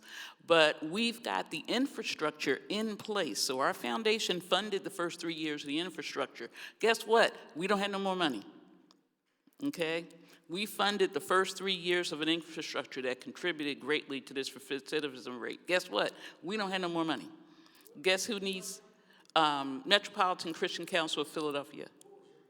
Oh, our budget was, don't go by our budget because we were underpaying our facilitators. So I don't want to say our budget because we really didn't have a budget. Some people in this room are some of our facilitators. If I had time, I would have told you restorative justice is about $8,000 a year per person that goes through that process. It's about $8,000, and that's soup to nuts looking at how much our office invests, the PD's office might invest, and also the restorative justice practitioners. Yeah, and from a standpoint of worker justice, that's why we're doing the cooperative, because we were only able to put out $250 per person to adjudicate, or whatever we were doing to, Jody has a language for that, 338 cases that were referred to us from the DA. And these were felony cases, things from carjacking, things like burglary, and we have continued to have the recidivism rates that we're talking about. And this is community driven. This is not driven with a whole lot of extra support. So imagine what these numbers would look like if we had the ability to fund the nonprofits that do this work. Lastly, I've revised my written contract, my written response, so I'll send the revision of the written response, but I want to at least share a personal story. I am a mother, I am a wife, and I am a pastor. And I have raised 4 children, 3 black boys who are now black men. And I've been my husband and I have been resource parents for 4 or 5 young black teenagers. And Of that number of my sons that were raised from the womb until this day, one of them was impacted by incarceration. Of the young men that came to live with us, 4 black young men, one is deceased, not by gun violence, hallelujah, but one is deceased, and one was impacted, it was incarcerated. I know as a parent, I know as someone who raised children, that there's a personal cost analysis that has been done that no one's mentioned yet. That my brother from NOMO mentioned the $50,000 per inmate. But another organization did a cost analysis for families in Pennsylvania, and a cost analysis in a survey with inmates.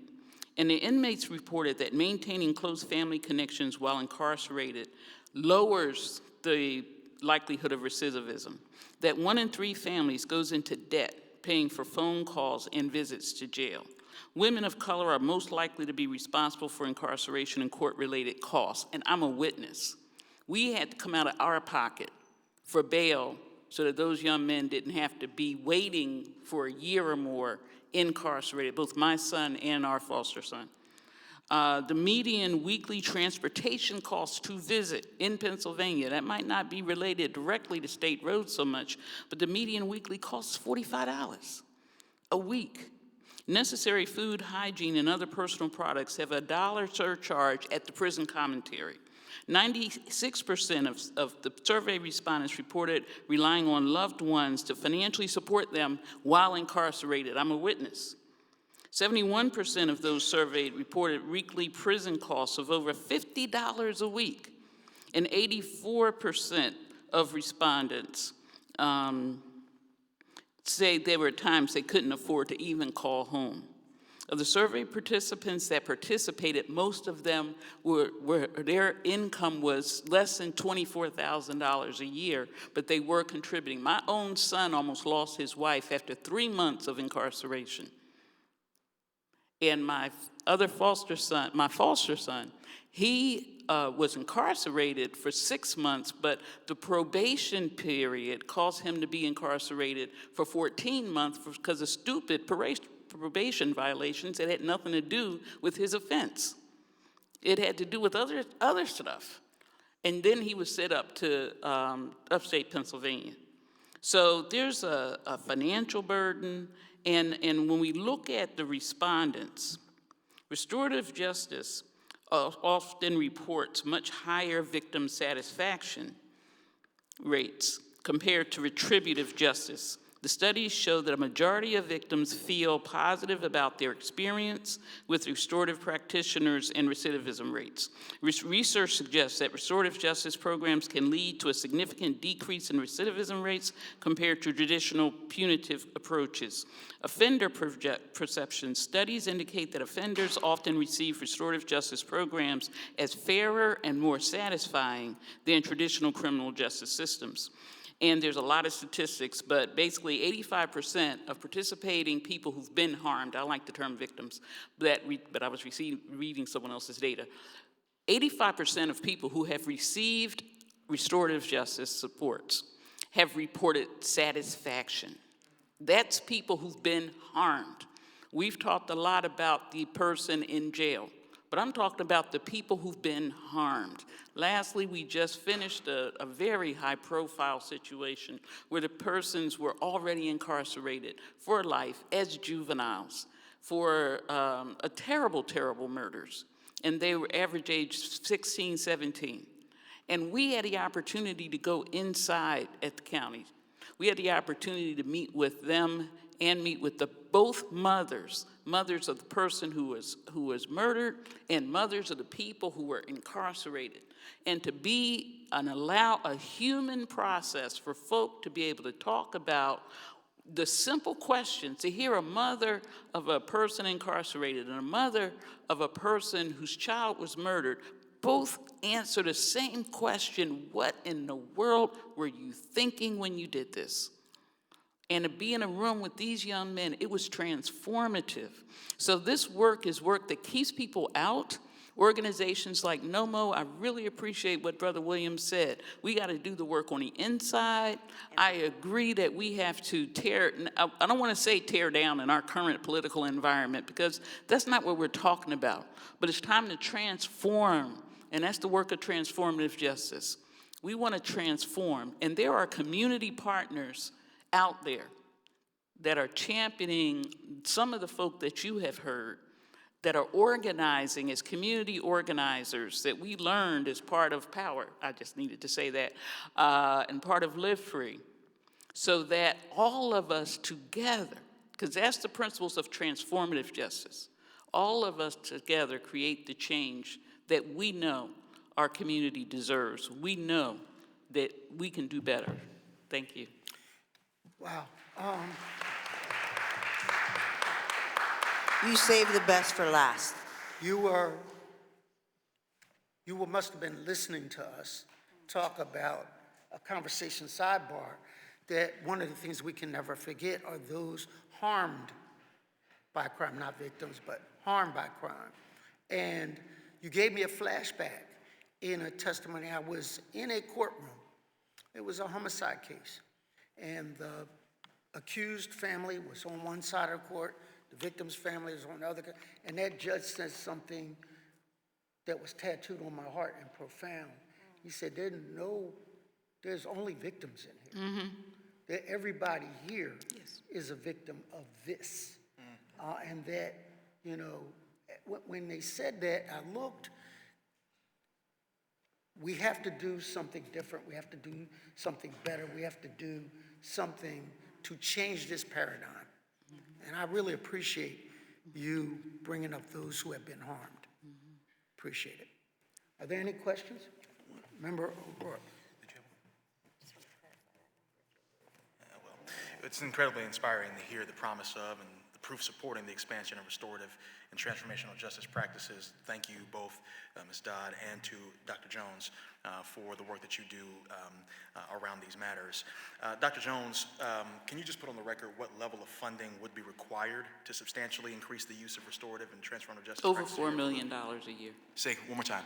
Over $4 million, roughly $4 million a year. So what we need in order to expand that and get it to be effective is a little bit north of $4 million per year, not $8,000 per person per year. Right.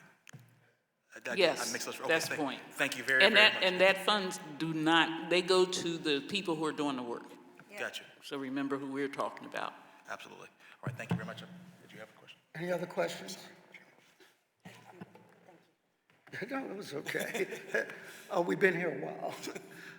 I want to thank you so much for your testimony and for those who had the patience to wait through this. But we were getting so much good feedback, so much good information that my colleagues have committed to entering into the discussion over budget. And so that this hearing will be a continuation of that, seeking those answers to the questions posed today. So thank you for your testimony. You're welcome. I just need to make a correction. That number of 4 is directly related to the work that we've been doing specifically with the district attorney's office. There's restorative justice work being done in our school district, being done in our healthcare systems, Temple University, University of Pennsylvania. So if City Council is considering the network of restorative work that is being done in the city, I recommend you do a study of the costs, and I know the costs are going to be better than what they are without restorative justice. Well, thank you again. We will now proceed to go next door to talk to anyone who wants to talk to us in public comment. This concludes the business. This concludes the business of the joint committee. We still have time if you want to do it here and then go across. Yeah, no.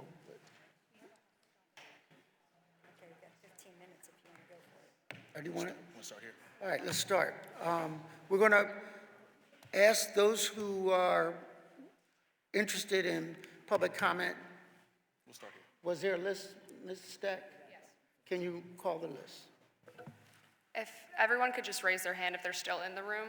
I have Nigel Bowe, Kate Mackey, Latrista Webb. Okay. and Chris Snyder, if those four could approach. Are they here? At least two. Two? Okay. Come on up.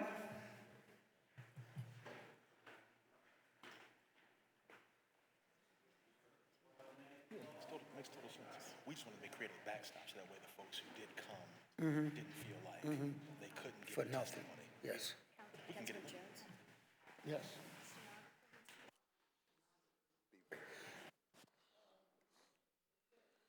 So this will conclude the official part of this hearing of the Joint Committee on Public Safety and Legislative Oversight, because our stenographer needs a break.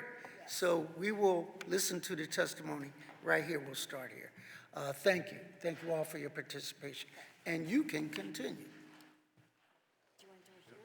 Now, we might as well sit right where we are.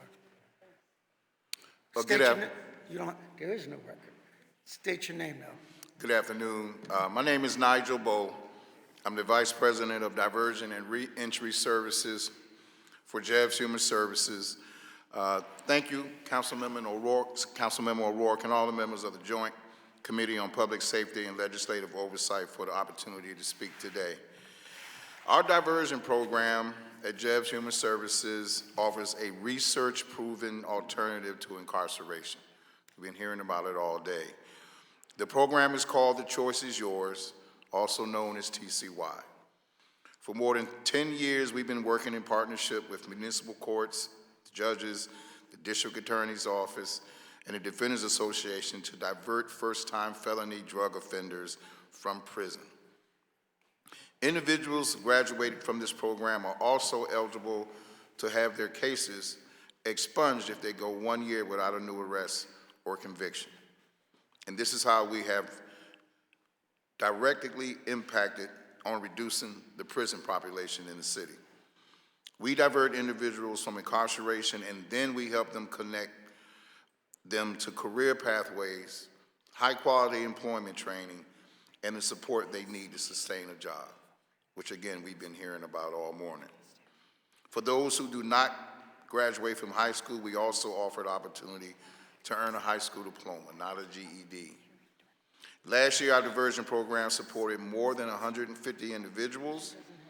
With more support, we could help more individuals, which is why we want to expand this program to other types of offenses.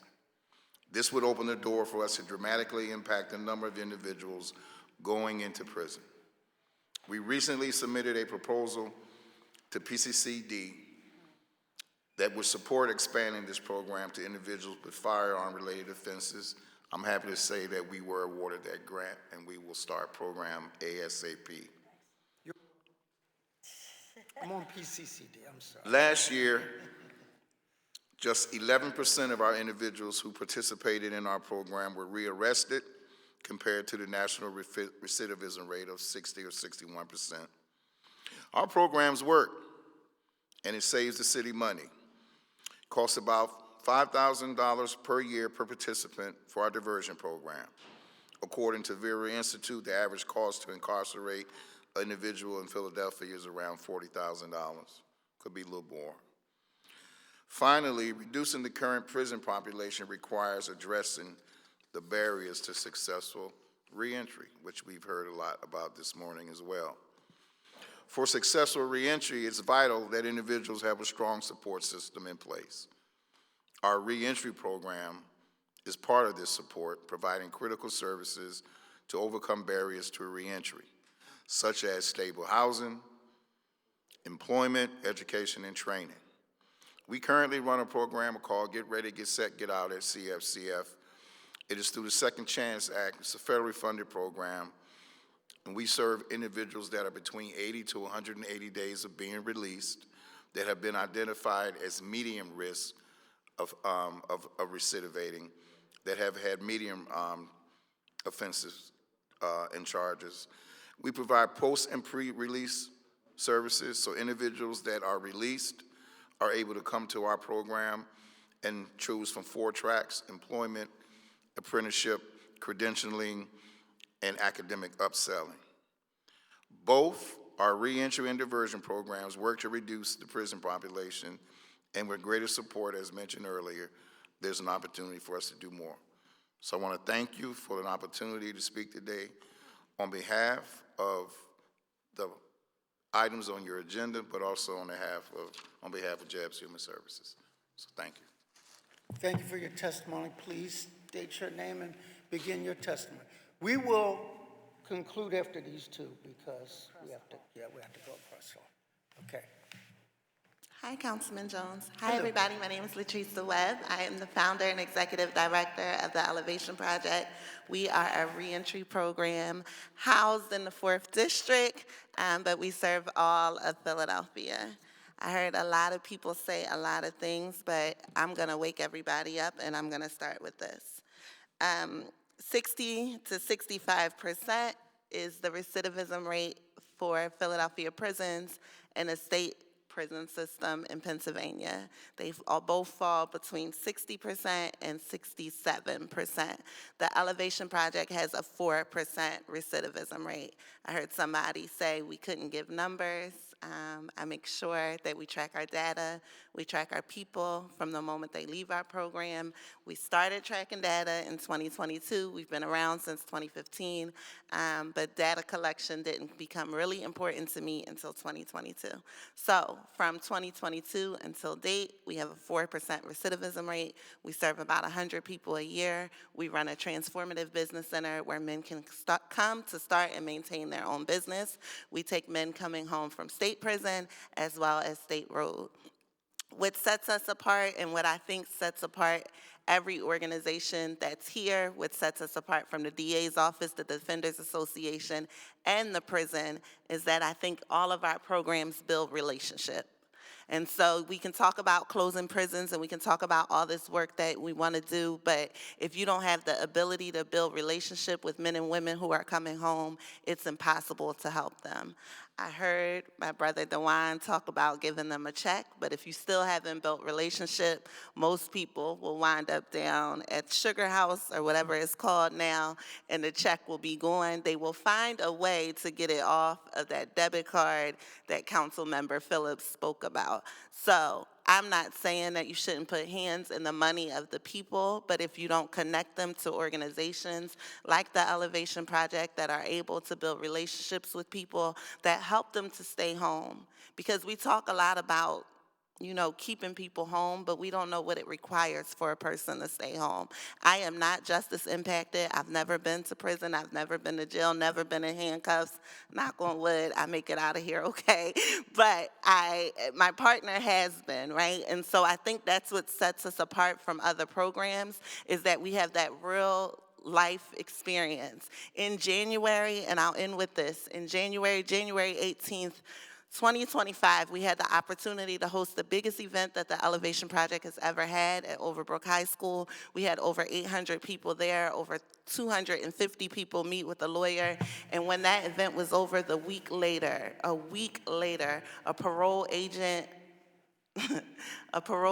decided that he was going to violate my partner, who had done everything in his power to help the community, because of me. And he missed the date to meet with his agent, and the agent violated him, and they put him on a house arrest bracelet for 30 days after he had served the community. I'm real life experience that it took everything. I begged him, please just go down there. He said, it's a warrant out for my arrest. You telling me to go and turn myself in to go to State Road? And I said, I promise you won't go to jail. And he said, Teresa, you don't know that I'm not going to go to jail. I said, I promise you won't go to jail. But in the back of my mind, I really didn't know. But I knew that if he went on a run, life was going to be real hard when you're a public figure and everybody knows where to find you. So he went on house arrest. But those are the issues that people face in the system. And if you don't have a relationship with the organization that can say, it's okay. I tell all my clients, I'm their privilege. Maybe you can't go speak at council meetings. Maybe you can't call council members. Maybe you can't call the chief defender, but I can. I'm your access, I'm your privilege, and that's the relationships that organizations build. And that's how the city has a 60% recidivism rate, and I have a 4% one, because my people can call my phone and I answer. Thank you for your time. So